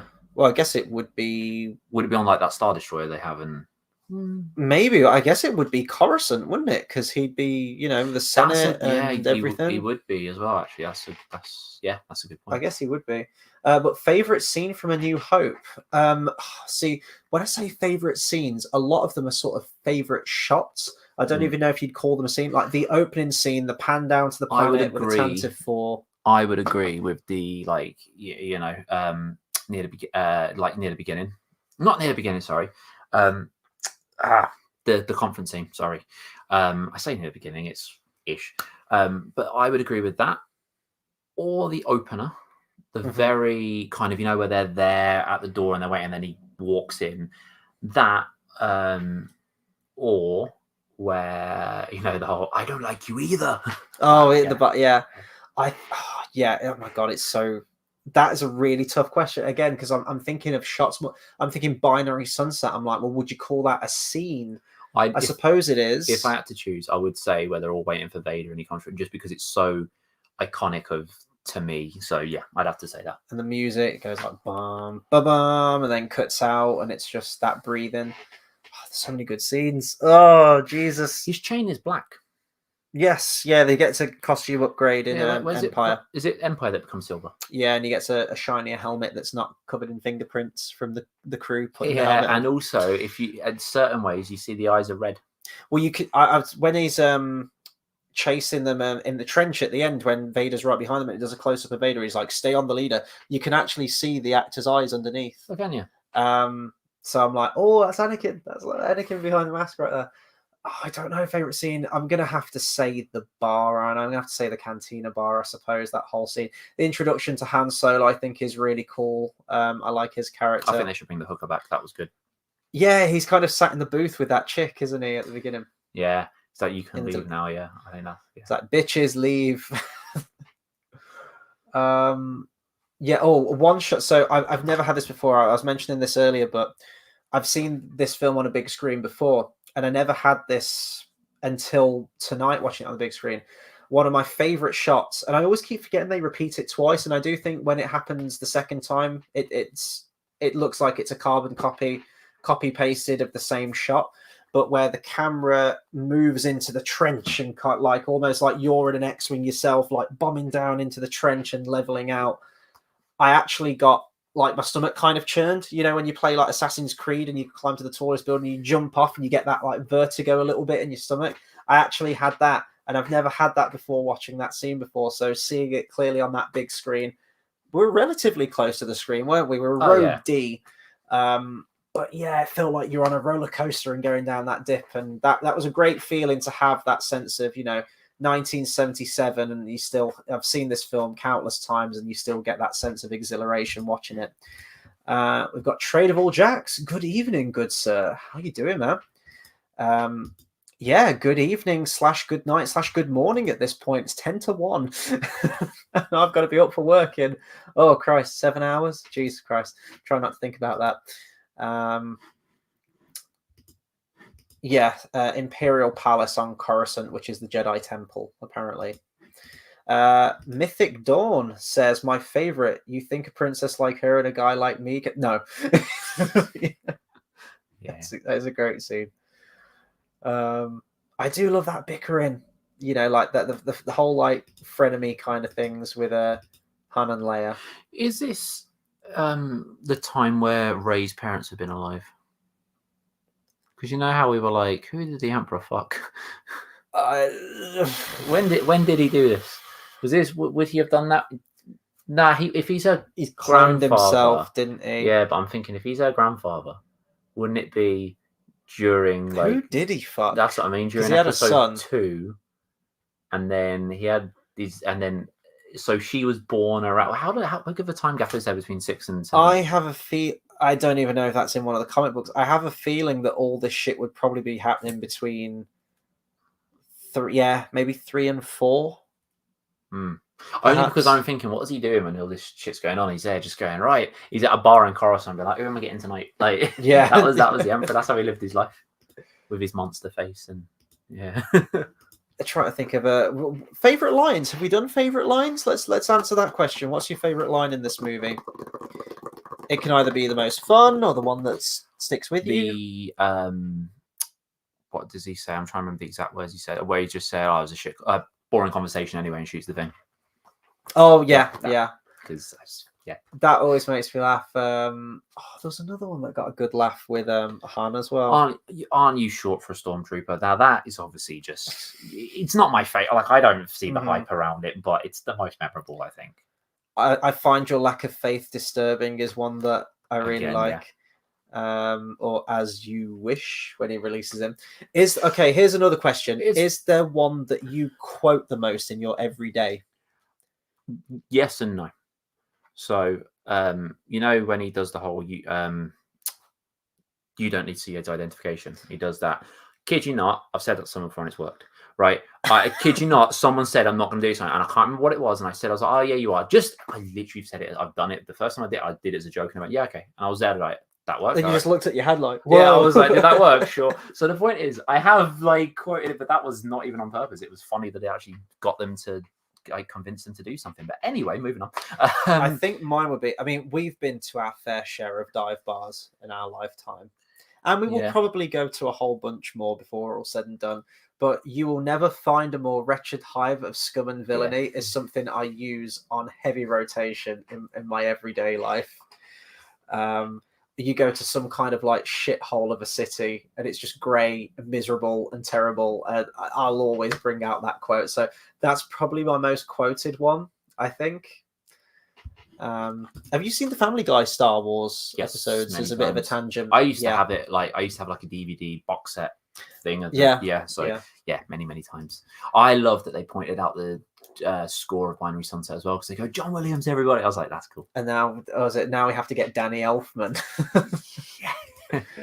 Yeah, there's some really good jokes in that one. Yeah, with the couch as well, where they go into the garbage chute and they're having to like manhandle the couch. Brinsley says, have you watched the Red Letter Media video about Vader's suit? Hilarious. I have. Please tell me you've seen that. Because if not, we need to watch that. I have not. So they have this book that's all about Vader's suit and its different functionalities and what it actually does. And it's like full on sweaty nerd Wikipedia mode of like really obscure bullshit details that were clearly never part of the original story, but people have like, we'll watch it. We'll watch it. It's fucking hilarious. JX says about Palpatine's son. His son is an imperfect clone of him that can't feel the Force. I fucking hate Palpatine having clones. Yeah, well, yeah, that was in the. Well, I'm not even defending it. That was in the expanded universe, and even that story was bullshit as well. I hate the idea of it because the whole Darth Plagueis the Wise. Darth Plagueis is still supposed to be more powerful than him. He's kind of like the Yen Sid. The whole like you don't see him, you don't see him at all. But like Yen Sid again, he doesn't speak. You don't really see him. He disappears. He's supposed to be that mystical. So even though Sidious is the main one that you see, he had a master who was way beyond that, and you'll never see him. And I like that. And then when he became cloned himself, he was like, I can do the same shit. I'm like, it's not fucking cool anymore, is it? Yeah. Like, yeah, I'm not a fan of all that stuff, to be honest. Brinsley says, I don't want to think about Palp getting freaky. I do. But you can imagine his O face, you know, when he's like, I do. I'm too weak. I can't go on any longer. I can't hold it anymore. I think they could make a good Robot Chicken episode of that. Have you seen the Robot Chicken where he goes up the escalators? Stormtrooper. Go fuck yourself. Yeah. Go fuck yourself. Or the one, no, so the one that I watched for oh my God, this was like in the early days of the internet for me. The sketch that, because I always used to watch like Star Wars parody videos. And one of them was, I didn't know at the time, was a Robot Chicken one. And it's where Vader calls Palpatine up to let him know that the Death Stars blew up. And he flips out on the phone. He's like, "Who's they? What the hell is an aluminum Falcon?" Is that the Space Wizards thing? No. Because there's one where they were like, "Did you not tell me?" Like, I didn't know it was going to be fucking Space Wizards. But then Vader starts crying on the phone. And I'll show you that one as well. That's really funny. Plagueis the Wise was an ironic joke Palpatine made. Yeah, but Plagueis still exists. Plagueis was still his master. You know, Plagueis was still, and even if, you know, he was the one that did all the midi-chlorian shit, well, do you know what? I prefer Plagueis. He looks cool. He looks cooler. I think I don't know as much about his character, but I think that's also what makes him a bit cooler, which the Emperor does have, because in 4, he's not there. In 5, he's just, and then suddenly he's showing up in 6, so he does have all that, which they were doing with Snoke and then just killed him. Yeah, great. Shame. Great lore building there. This is a question for you, because you brought this point up to me when we finished the film. What are your thoughts on the Scene 38 reimagining? That's the updated fan edit of Obi-Wan versus Vader. Do you know what? I really, really like it, but only after you've watched 1, 2, and 3. If you don't, I agree with you with the whole it's too much. Because I like the idea of lightsabers being these heavyweight sort of things, because you've also got to think, if it's like, oh, it's the weapon of a Jedi, and it's like, okay, Darth Vader had one, and it's like, if they weren't so heavy, some people probably have knockoffs, or there'd be something like that. I like that it was unique and they were heavy, and the fact that they're still doing that, I like to think of it as a Jedi, and, you know, Darth Vader, obviously he was Jedi anyway, but, you know, the only ones that can really wield them. If you can wield them, that's pretty special. When they become being able to, again, you're probably gonna have to be pretty special to do that. But like I say, with 1, 2, and 3, it works, and I think it's really good. And maybe it does go a little bit like I don't know, but I really like it. I think it becomes too much only when you're only thinking of 4, 5, and 6. Mm-hmm. When you think of the whole thing, I think it's really good. I think it's too much. I think I applaud the effort. I really do. It mustn't have been easy to make. Well, you've got to think, like you said with Rogue One, 1 minute he's doing all this, and then suddenly, like, I like that, but it's when you think of the others as well. If you don't, it's not needed. Yeah, I think because they have the footage of like Han and Leia trying to like get to the Falcon and everything, and it just doesn't fit at all. It's like way too OTT. Like even the soundtrack. Now, don't get me wrong. The Episode 3 soundtrack is biblical. It's epic. It's probably John Williams' best. But that doesn't fit a film from 1977. Movie soundtracks have developed the sound, the orchestra sizes a lot of the time. It doesn't fit. Well, like I say, when you think of 1, 2, and 3, it fits, but it doesn't fit with the rest of the movie in the sense of there's so many things Vader does. Like when the door closes, you think, well, he just opened it. Yeah, you know, there's a lot it doesn't, but that vibe I think would have. But yeah, how would the movie play out if Vader had all those throughout the whole thing? How do you think it would have played out? Well, that's it. But then again, I guess if Force Unleashed is anything to go by, Millennium Falcon would disappear, and he'd be like, nope. Yeah, I fucking hate that, and that's why Yeah. I feel like there has to be a limit on the Force. There is a reason, like by the prequels and everything, and they even do this in the Kenobi series. There's a spaceship taking off, and Vader grabs it and like pulls it down, and it's too much. It's like there have to be rules on this shit, and I think if you're going by the rules, it needs to be the rules set out by the OT. Some things, I think, if there's no rules, it becomes kind of you can fucking do anything. Yes, exactly, and it has become that people can now float through fucking space like Mary Poppins. They can literally, yes, they can literally resurrect people back from the fucking dead, and it's too much. It gets too much and unwieldy at that point. So to your point about scene 38, there's aspects of it I do like. There's one shot that I think goes so fucking hard and is really cool, but as I say, I think it's still too OTT for the film. It's the bit where Obi-Wan's throwing like flaming canisters at Vader, and they're fucking blowing up, and Vader's like cape is on fire, like a bit of his outfit's on fire, and he's on fire as he's fighting Obi-Wan, and I'm like, that image goes fucking hard. That's cool, but I still do think it's too much. My favorite edit is one that either incorporates the more subtler aspects of that edit with the pre-existing footage, so it's only like a little bit of a beefed up fight scene. It's not crazy. But then I've watched another edit, and I can't remember the name of the editor, where he's just taken what is presented in the film that we have in A New Hope, but he's changed some of the angles. There's a bit more of a back and forth. It's edited a bit more dynamically. I can't remember if there's music in there. I think there's enhanced sound effects in there. And it's just the footage that you see in A New Hope recut and reversed and things like that. And it feels much more dynamic than you get in the original version. So that would probably be my favorite, but JX will probably know the one I'm talking about because that dude is an encyclopedia on all of the different Star Wars edits that have come out. Let's have a look. Brinsley says Darth Plagueis is the cave dweller. No, he isn't.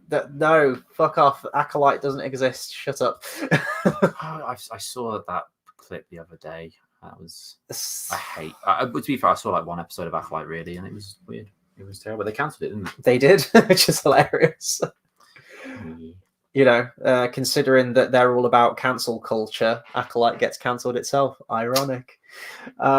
Mythic Dawn says, don't know if this has already been covered, but thoughts on the Jabba edits. I actually like the idea of him being human.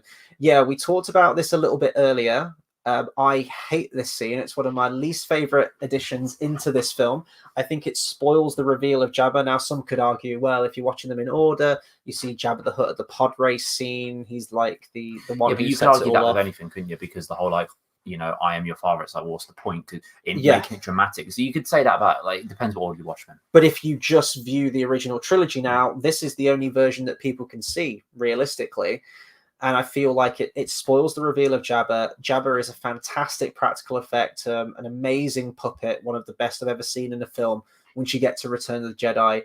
So I think it spoils that. I don't think the CGI holds up. It has improved over the different special editions. They reuse dialogue for Han. You see Greedo in the background, even though he literally just died a couple of scenes ago. They have to awkwardly have that thing where he walks behind Jabba and now there's a tail. When it was filmed, when it was filmed, it was a dude, so that wasn't there, and he has to awkwardly sort of roto over the tail. I hate that. But yeah, I'm not opposed to him being a human. But what I will say is that the one thing that I do kind of smirk at, even though I hate that scene, is the fact when it was shot, it was a human. So when Han just went, Jabba, you're a wonderful human being, made sense. But now there's that added irony because it's this huge, disgusting slug monster. So I do get a little bit of a smirk when he says that, and it kind of works, even though they've, you know, we're changing the context of it. But I still hate that scene and could do without it. Oh yeah, I think, yeah, I agree. But you got to think as well. He's in the pod racing. Is he needed in the pod racing as well? Mm-hmm. Yeah. But it's one of those things of just like he's a character that's just there as a character. Oh, he's Jabba the Hutt. You know, it's kind of like if you like, for instance, like Hogwarts Legacy, a good example. Obviously, it's many years before Harry Potter, But if something shows up that was in Harry Potter, it just makes people feel, oh, it's Harry. Like I guess it gives you that nostalgic kind of feel, I guess, and it makes you really feel a part of this world, even though it is the world, and it just makes you feel more a part of it. So I can see why they put him in there. I'm so happy Han Solo wasn't in the fucking third one, though. Oh, so happy that didn't happen in the end. Brinsley says, I still think the fight choreography was great in The Acolyte. I mean, it wasn't, apart from like the really awful, we're trying so hard to be Kill Bill and Crouching Tiger, Hidden Dragon. It wasn't bad, but there's nothing that stood out where I was like, that's really cool. It'd all been done before. I thought, I've seen it done before, and like the lightsabers are really chunky in it as well for some reason. Well, the thing is, it's like, because you even said like using force has got to be limits, and it felt very force, and even though 1, 2, and 3 use it more, I was like, this is definitely the most we've seen this. Like, chill, calm down, guys. JX says the fan editor with the sound and pacing edit is AB director. Yeah, that's my favorite version of that fight scene, definitely. I'm trying to think if there's anything else we can say. We're coming up to almost 2 hours on this, but longer than expected. It's great that we've got a big turnout, though, and we've got the conversation going. I kind of don't want to end it now because I'm really enjoying this conversation, but I think there'll be loads to say about number 5, won't there? Oh, yeah. So we've got tickets booked for that for Tuesday next week, so you've literally got just a handful of days until we review that one.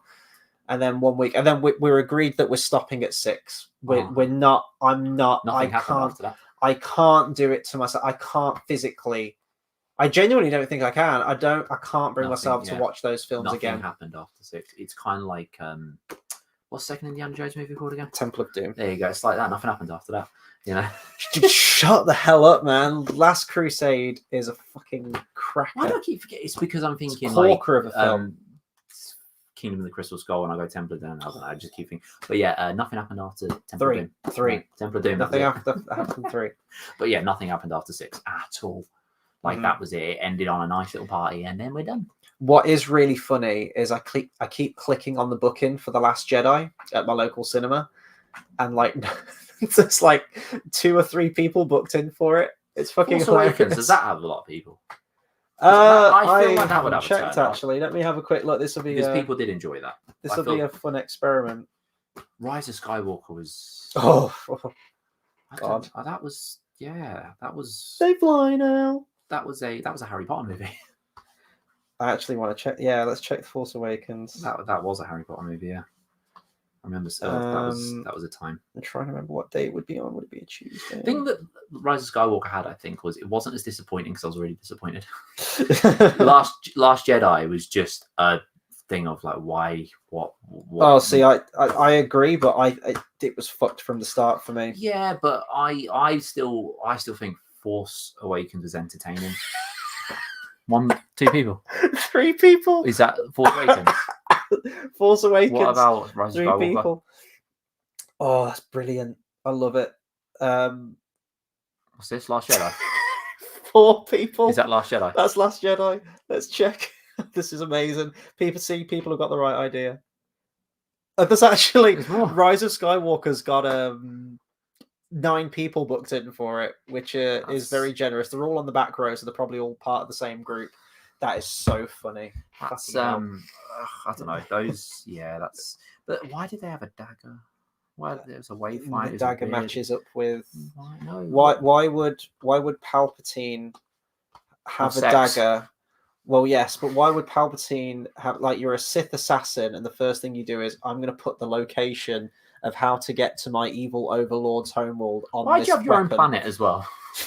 Like, why is there a Sith planet? Also, I don't get this whole people always have there's the Sith temple, there's the Jedi. I don't know why do all these places have temples and stuff. You always have it. There's an ancient civilization. We found a lost city. Why is that a thing?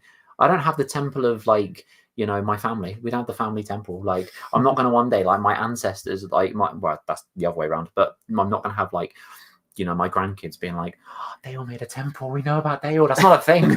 I don't know. Oh, see, can we call Palpatine's temple on Exegol? Can we call it his Temple of Doom? Can we just get that name drop in there? His Temple of Ray, Doom. Welcome to my Temple of Doom.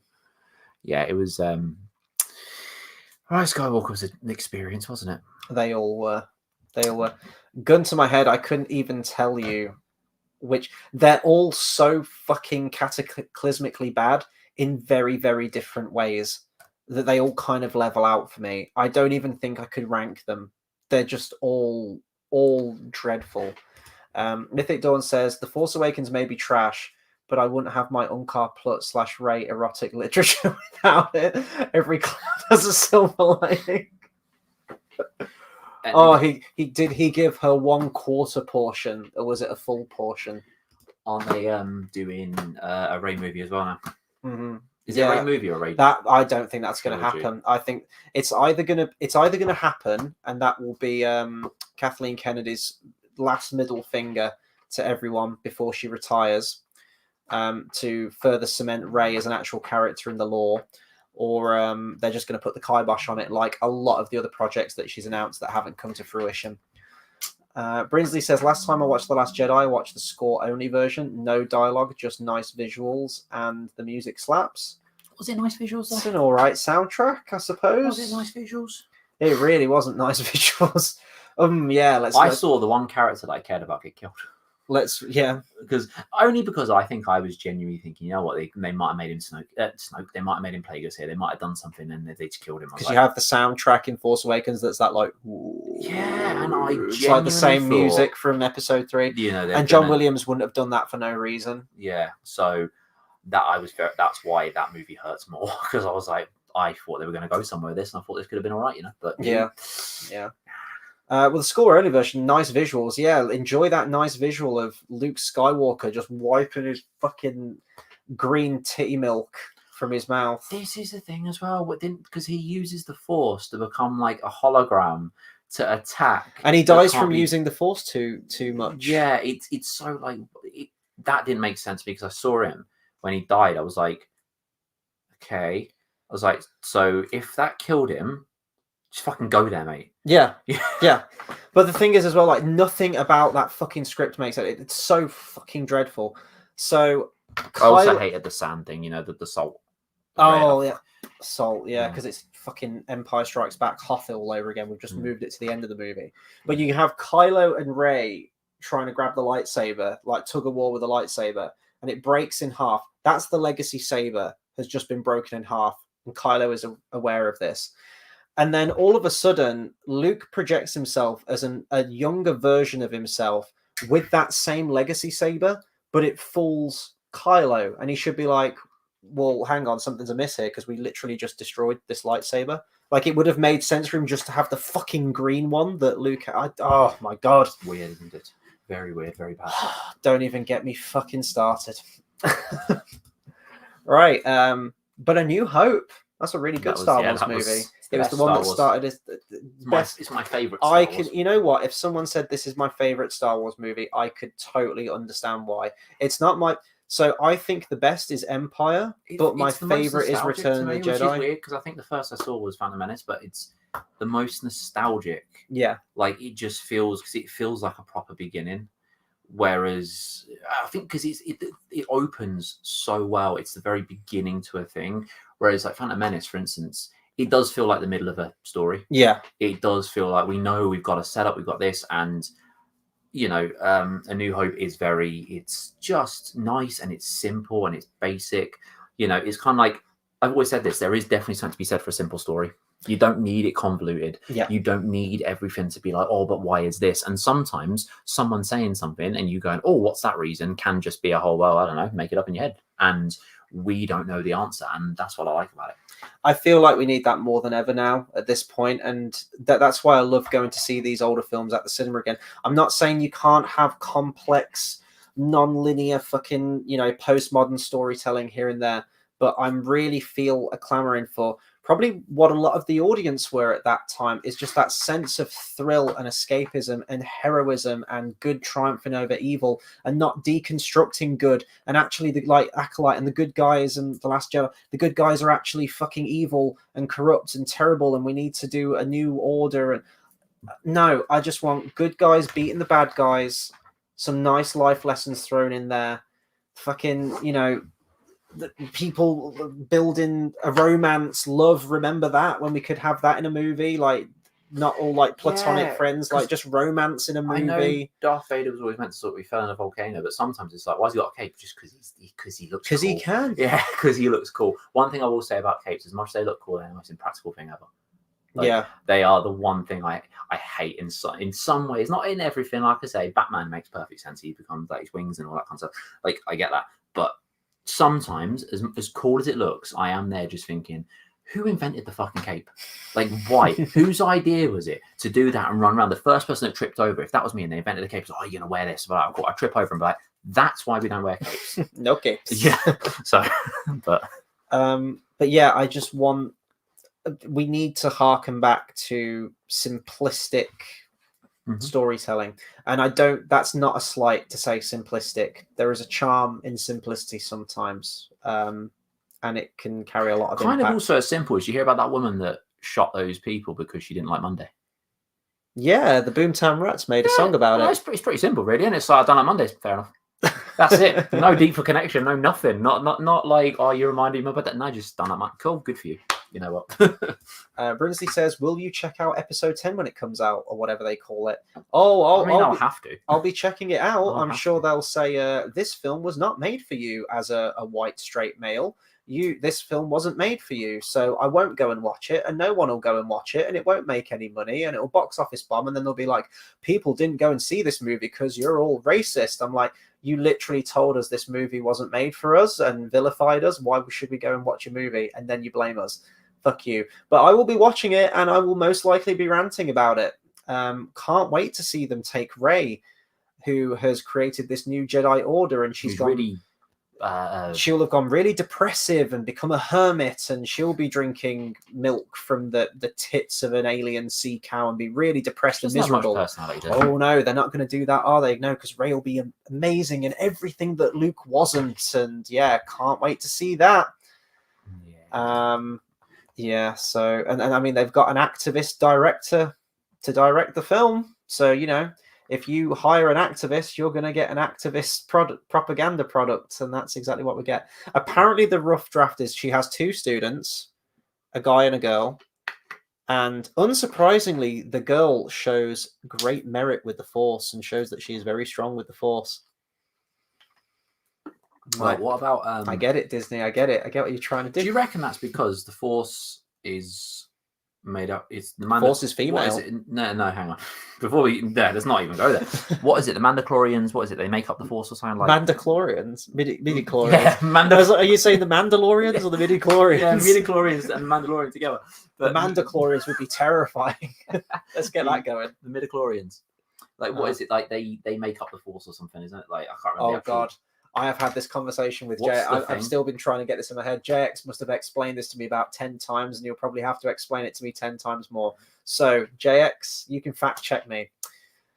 The midichlorians, this is what Qui-Gon says in Phantom Menace, are microscopic life forms that reside in all living cells. Okay? Yep.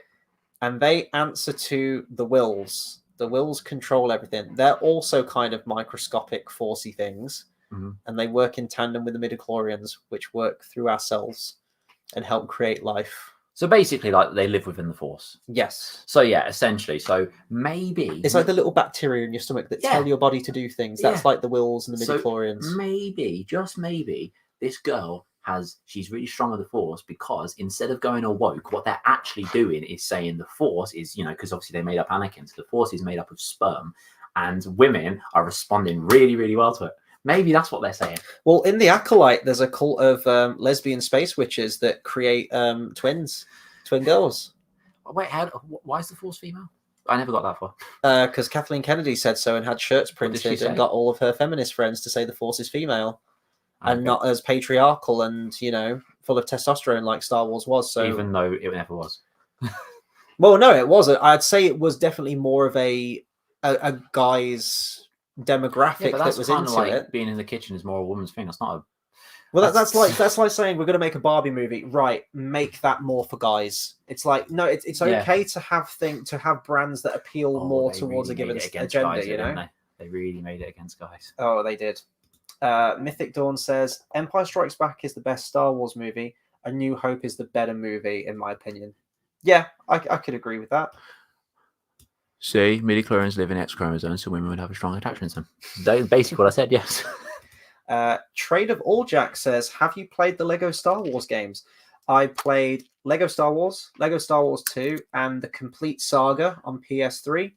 And that was the extent of my Lego Star Wars playing days. But you played the new one, didn't you? I did. Did you play Lego Star Wars 3, the Clone Wars one? No, I didn't. I think I played that for like an hour, but the new one is good. But it did really like if you play episodes 1 to 6, it's great. 7, 8, 9 really ruined it. Like it really did. The only thing I was looking forward to was exploring Exegol a little bit because it looked kind of cool. And you just go on. What is it they go in? There's like a little dome thing, and you kind of go under there. It's not explored much, but that was the only thing I was kind of looking forward to. The rest of it, having the fact that randomly Finn would join you, I was like, fuck off. Like it really annoyed me. But aside from that, I like the open world of it. I wish there was still no dialogue. It was all grunting. Take away 7, 8, and 9. The open world, I thought that was really good. I really liked it. I do really miss the grunting. One of my favorite, the best visual joke for me with the grunting was the "I am your father" scene. Do you remember how they did that in the old game? Yeah, Vader pulls out a Polaroid picture of him and a pregnant Padme, and he just goes like, points to the photo, then points at Luke. Yeah. He's like, yeah, it's great. The grunting was good. I like that. My favorite level was in the first Lego Star Wars game, which was Mustafar. Playing that on 2-player, trying to navigate the platforming together and get into the next area, and then you have to fight each other, and then you try and fight each other with invincibility cheat on, so the two of you just sink into the lava at the end, and it's like, oh, who can survive the longest? Was good because you do the rest of the level like the rest of the game, so you have to like team up, run, and then you fight. Yeah, I did like that. Yeah, you try and fuck each other over by like pushing each other in the lava. Yeah. Oh, JX says, let's see how well you've learnt your lessons. Apparently not much, because I absolutely butchered that explanation. Vandachlorians are now canon. It's a word. See, that says, what was it? Like the Lego the Skywalker Saga, whatever, was free on PlayStation Plus. Yeah. It was. That's probably a good time to play because obviously it was free. It was the same if they did that with the Quidditch game. So that's when I played it. It took me 4 hours to complete. I went, that's a good thing I didn't pay for that. Yeah. Okay, here you go. So JX. Okay, now on to the Wills, the midichlorians, and the Living Force, and the Cosmic Force. So the Cosmic Force is the raw energy of the universe released by people and the midichlorians when they die. The Wills basically feed off this energy. Huh. Doesn't really explain much more. I mean, it's just a thing, isn't it? They just live inside you. They're just bacteria. Mm-hmm. Well, the Wills are all around us, and they feed off like the dead person's spirit energy, I suppose. Kind of like if you've got like a really fine microscope, you can see all the weird creatures living on your desk. And the midichlorians that are in us really, really like that life energy. So the two are in perfect symbiosis, I think. But I quite like when it was Star Wars from the Journal of the Wills. The Journal of the Wills implies that the Wills wrote all this story down. And you can't really do that when you're microscopic organisms, the Wills. So originally the Wills were going to be like these lofty godlike beings that had this story told to them by R2-D2, and they wrote the whole story down. But then George Lucas, the Wills kind of became the Force itself. And then from that, it was just like... They wrote it down in a book. They made like a Bible. Who for? Who's the audience? Us. We're watching it many years later. Is that what it's for? Just in case someone down there says, you want to hear a story? All right. And then they penned it all down, and then they sold it and made all the money off the back end of it. And this very successful film franchise. And R2-D2 was like, hey, it was like my idea. Like, I told you this story. And they were like, yeah, but you didn't sign the contract. So, Yeah.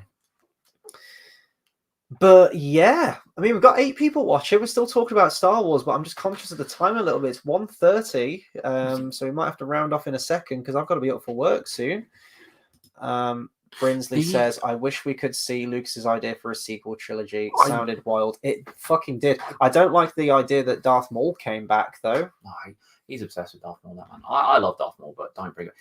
When someone's dead, they stay dead. Yes. Like, I hate the whole, they're bringing him back, and I fucking hate that.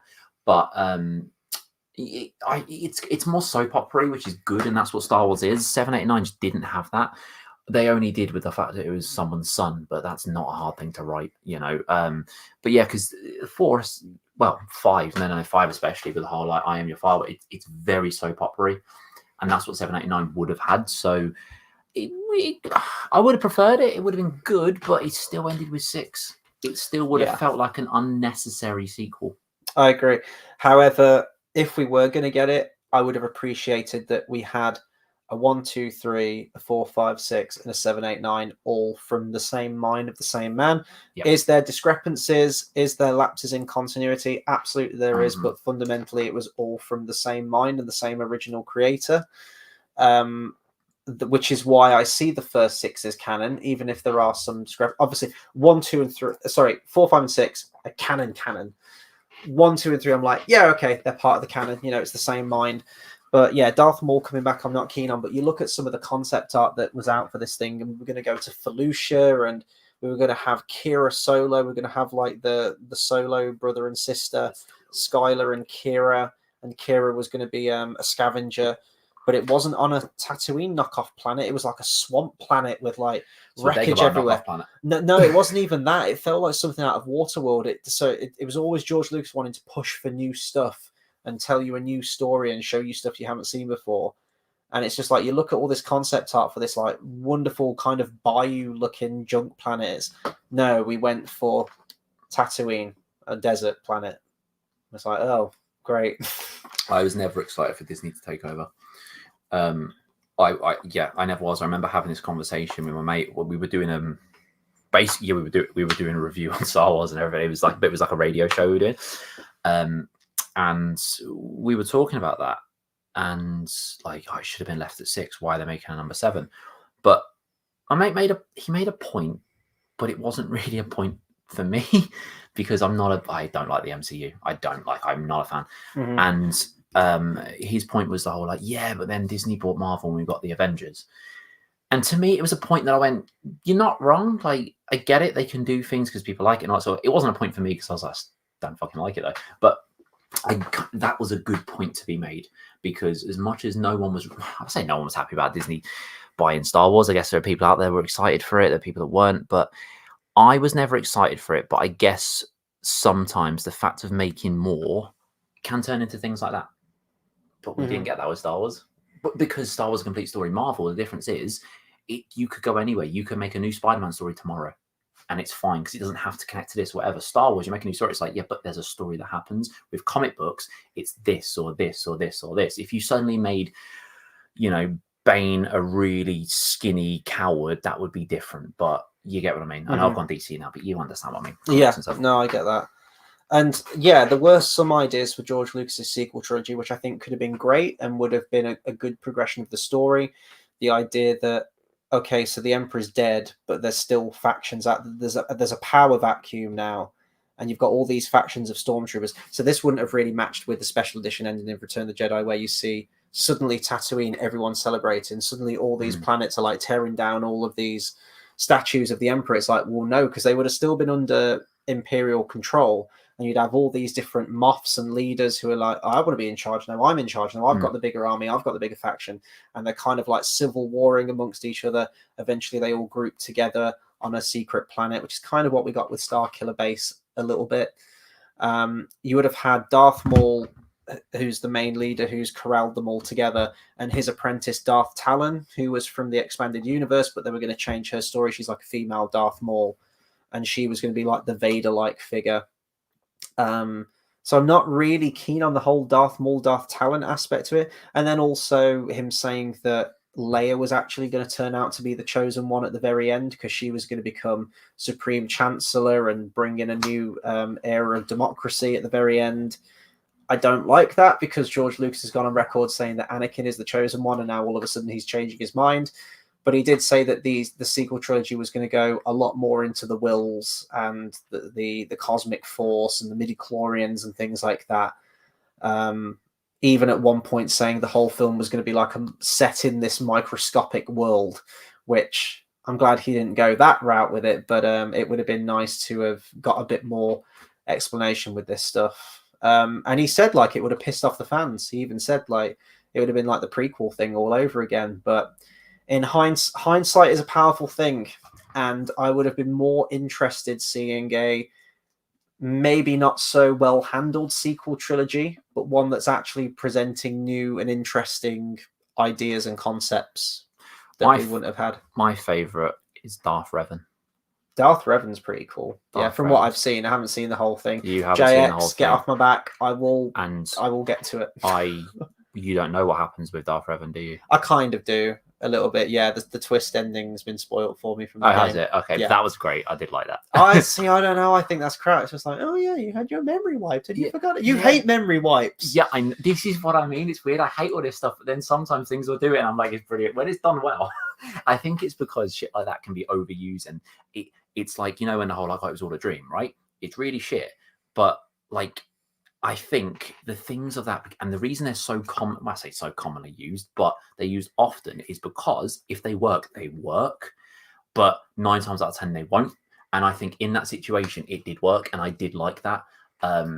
So yes, I do hate memory wipes overall, but I think the fact they made it work, it made it work. It's kind of like I'm trying to think of it, like winning the lottery. You need 6 numbers, right? It's like you're never going to do it. If you do, it's fucking good. Kind of like that.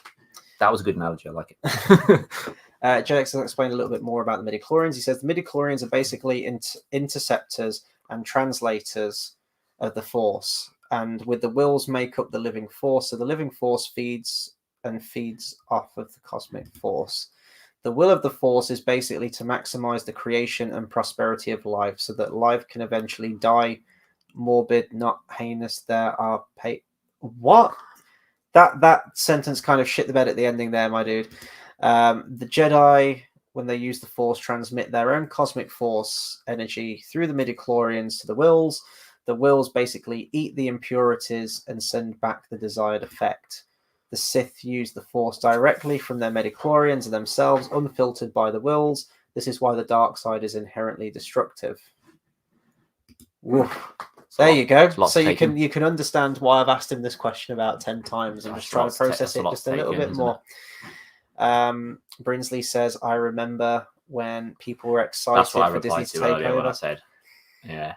I was on record on my old channel saying, if it means that they can keep making Star Wars movies every year, keep doing it, keep bringing them out. Yeah, we did. That was a different me. That was a different time. Before the dark times. For Disney. Do you know what? That's actually probably my favorite line from it. That's a cool line. Yeah, that's probably one I have quoted a lot. Yeah. Bridget says, I also don't mind people coming back from the dead in comic book movies. It depends how it's handled. Again, I absolutely hate that. That's one thing I stand by. Fucking, if you die, you fucking die. Just leave it alone. Right? I fucking hate that. But comic books, I think you get into, there's different rules when it comes to comic books in terms of like Star Wars or, Lord of the Rings, and having an actual thing and then having comic books. It's a different ballgame. So people coming back from the dead, what's your take on Force Ghosts then? Force Ghosts, the thing is, I don't love it. Like, for instance, Anakin should have never become a Force Ghost. Regardless whether it's Sebastian Shaw or whatever, it should have never happened. It's still better than Hayden Christensen, but he shouldn't have. I like the idea of it being only really powerful Jedi in the sense of Yoda did it. Cool, fair enough. Yoda's Yoda. All hail Yoda as always. Obi-Wan doing it. It needed to happen then. Otherwise, that was kind of for a plot thing. And Qui-Gon teaching it to him, but I don't think anyone else should have done it. I don't think there should have been anyone else. Maybe if we delved into like when you get to like the Old Republic, maybe one person did it to show it has been possible, and Qui-Gon didn't just make it up. But it shouldn't be common at all. Like one every 100 years kind of person. Like it shouldn't be common. See, I just thought all Jedi could do. When you watch the original trilogy, it's like the only Jedi that you're presented with are Obi-Wan, Yoda, Luke, and Once Upon a Time Darth Vader. And the 3 of those that die all disappear and become a Force Ghost. That's what I thought, and that's a bit naff that everyone does it. I like knowing that it's kind of like, oh, okay, so okay, cool, but it's very rare. is a bit shit when it gets, but it's kind of like, Darth Vader doing it didn't make sense anyway from anywhere. Learning how to do it, because the only way it makes sense is that by saying, well, you can just do it if you know the Force. But on the flip side of that, if the Emperor can use the Force, why isn't he a Force ghost? Well, I think because they're evil and corrupt, they don't have that living force. Yeah, but before this was explained, force. what I'm saying is if we're just taking it at face value of, all right, everyone can do it then, because essentially that's what episode 6 explained, because they didn't explain you had to learn it, you had to do it. Essentially to that, everyone that could use the Force could do it. Palpatine can use the Force. Why didn't he come back? That's another plot hole. There you go. Hey, we've got Travis joined us. How's it going, guys? My second favorite of the saga.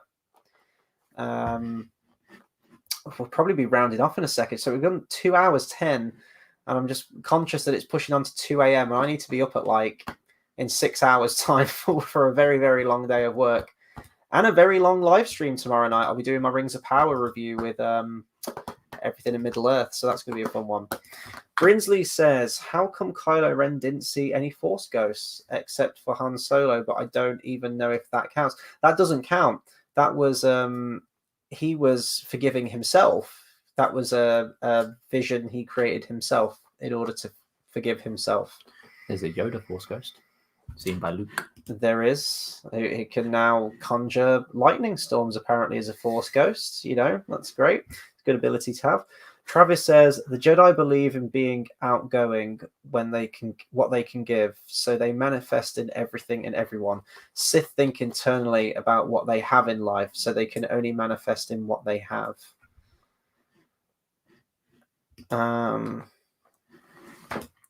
Mythic Dawn says, recommend the book Star Wars Scene by Scene by John David Ebert. It elaborates on some of the deeper mythological themes in A New Hope and also the movie's significance as an American epic. I will say, actually, the American epic, some of the deleted scenes, especially the Toshi Station stuff with Biggs, very American graffiti, sort of like Happy Days, 50s diner kind of stuff, before he actually did do a 50s diner in Attack of the Clones with Dexter Jettster and the little Rosie the Robot. If you're philosophically inclined. No, I'd like to read that book. That sounds interesting. The whole Dexter thing was so random, wasn't it? In a way. It was cool. I did like Dexter, but it was so random, wasn't it? The real story. Has that ever been in the expanded universe? Have we ever seen the many adventures of Obi-Wan and Dexter Jettster and how they became friends and how they know each other so well? Because he goes, hey, old buddy. They've known each other for years, apparently. Yeah, I don't know. We should have had Dexter Jettster in Phantom Menace. Should have had Dexter Jettster in episode 4. That'd have been cool. I don't know how it worked, but it'd been cool. Travis says, so a Sith can possess a mask, a lightsaber, or a location they existed in. Jedi can appear anywhere. Yeah, Sith kind of leave a mark. What if the Sith can possess a whole planet? That's probably already a thing. Korriban or something, maybe the Sith planet. He says, Sko? Is that a planet? Sko. Gotta check that now. Sko. Wikipedia. Is that a thing? Oh. Echo. Oh, Echo. Echo. I'm guessing that's what he meant. Yeah, probably. Yeah. Right, guys. I think we all... I don't know what else to say about it. I'm just enjoying this conversation, to be honest. Star Wars in general. Yeah, it's good. We've got loads of people in. This is great. Thank you for all tuning in, by the way. Appreciate it. I know it's really late at night for a lot of you, probably. Dexter Jettster Force Ghost in episode 10, calling it now. I'd watch it for that. If that was announced, I'd fucking watch it. Yeah, JX did an edit where Palpatine is the Storm on Exegol. Yeah. Ooh. Well, we know that they can create Force storms. That's in the expanded universe. No, we don't like that. No. Travis says there was a series of young reader books called Last of the Jedi detailing Obi-Wan's exile. Dexter becomes a resistance member and helps the rebels. Oh, cool. I didn't know that. I'm still sad we're not going to get that Knights of the Old Republic remake. It's probably for the best. They probably would have fucked it up. It might be, but I think that would have been so, because Knights of the Old Republic is such a good game, and it would just be cool to actually see some like proper modern graphics with it. But it's like anything, and it, like you say, remake, it's probably for the best. But sometimes you're like, I just want to see it, you know. And then if I don't like it, erase my memory. Mythic Dawn says, "Thank you for the stream, guys. It has enlivened my night." Oh, thank you for that, mate. I'm glad we have. Hopefully, you can join us again on Tuesday. I'll find out what time we will probably be going live on Tuesday for Empire Strikes Back. 11:27. Did you say 11:27? Yep. Let me find out. Let's see what time we're booked in. We are booked in for. Yeah, so the film's going to finish about the same. Yeah, so 11:27. 20 past. Yeah. So yeah, we'll do it for like 11. Let's just No, 11:27. 11:27. Yeah. Fine. We're going to be down to the minute. Oh, Brinsley wasn't aware. He says they cancelled the remake. Yeah. Yeah, it was. Yeah. Well, they did cancel the remake. Then I read they've shelved it, and what I read was it was kind of like not a. But they pretty much have cancelled it. But I read like the last sentence I read did say it's kind of like. But yes, it's been cancelled. Jake says that the KOTOR remake isn't cancelled yet. The leak about its ending was immediately backtracked upon. Yeah, just like we're still going to get that Rian Johnson It's like, trilogy, right? We're still going to get that Rian Johnson Star Wars trilogy. What about the Prince of Persia remake that was supposed to come out, and then a week before it came out was, we've delayed it. It's like, cool. I remember I was never a huge Prince of Persia fan, but I actually waited for that, thinking this might be quite cool. And then it was a week before, and I was like, cheers. So thanks for that. Travis says, as a Padawan, Obi-Wan was lost on a planet controlled by Force-sensitive children, and they're rescued by minors, which included Dexter, hence them being friends. Oh, that's cool. Bath Time says, sorry, Chris, have you said when you're doing your Rings of Power review, 10 a.m. Sundays don't work for me? So we're actually, me and Everything in Middle-earth are going to be going live tomorrow evening. It's going to be probably quite early-ish. It's probably going to be like 6:30 or 7 p.m. I'm going to text Everything in Middle-earth tomorrow. I know he's watching the boxing tomorrow night and he wants to be done by like 9. So we're probably going to go live at about 6:30 or 6 o'clock, I would imagine. But I will do a community post on my page tomorrow. So just check back periodically tomorrow and I'll have times up as soon as he gives me an answer. But we've already texted. We had a text exchange earlier today and we're pretty much on the money with our notes again. It's going to be a fun one to talk about. I'm looking forward to that. JX Editor says, no, like the person who was informed and talking about it on a stream in a matter of seconds went from it's dead as shit to, well, I haven't heard about it recently. Oh, that's Disney. That's Disney sticking the knife in his back. Bath Time says, United are on at that point. Drag it out a bit, please, to 8-ish. I mean, I'll do what I can, mate. I'll try, but I think he's mentioned, he needs to take off at 9. He needs to take off at 9. We'll have to get it done before then. But you could always watch the stream after. I don't, because I don't like football. But in that instance, I wish I was a football fan, because I could have been like, yeah, but it's United, so it doesn't matter. And it would have been funny. But in this case, it's just sad because I don't know what I'm talking about. Travis said, glad I could stop by. Take care, guys. Have a good night, man. We'll be rounding off in just a second anyway. I'll just finish off these last few comments and we'll round it off there. Disney sticking a knife in his back over the course of seconds. Yes, Disney have that power. They have the power. It'd be like 2319 from Monsters Inc. They'll just like repel through the windows. He-Man remake they're doing, Disney. I'm joking. I'm joking. Do you imagine back in the day, like Disney are going to do you're like, oh, cool, Disney. And now it's just like Disney. I'm like, oh no, what are Disney doing now? Stop. Just stop. Wait till they get their hands on Zelda. Oh no, it's going to happen. Right. I think. Yeah, that is another football joke I don't get, but it is United. So I know. I don't understand it, but it's fun.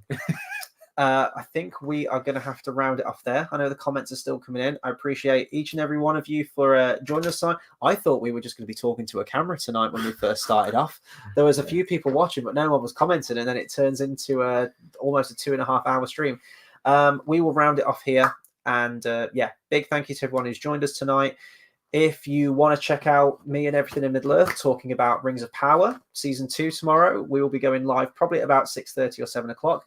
If you're not interested in all that stuff, then me and you will be live on Monday talking about Chicken Little for our Disney stream. And if you're not interested in that but are interested in Star Wars, we'll be live again at 11:27 apparently. Yep. I'm going to stick to that time, remember it. 11:27 on Tuesday next week for Empire Strikes Back. So it should be a good one.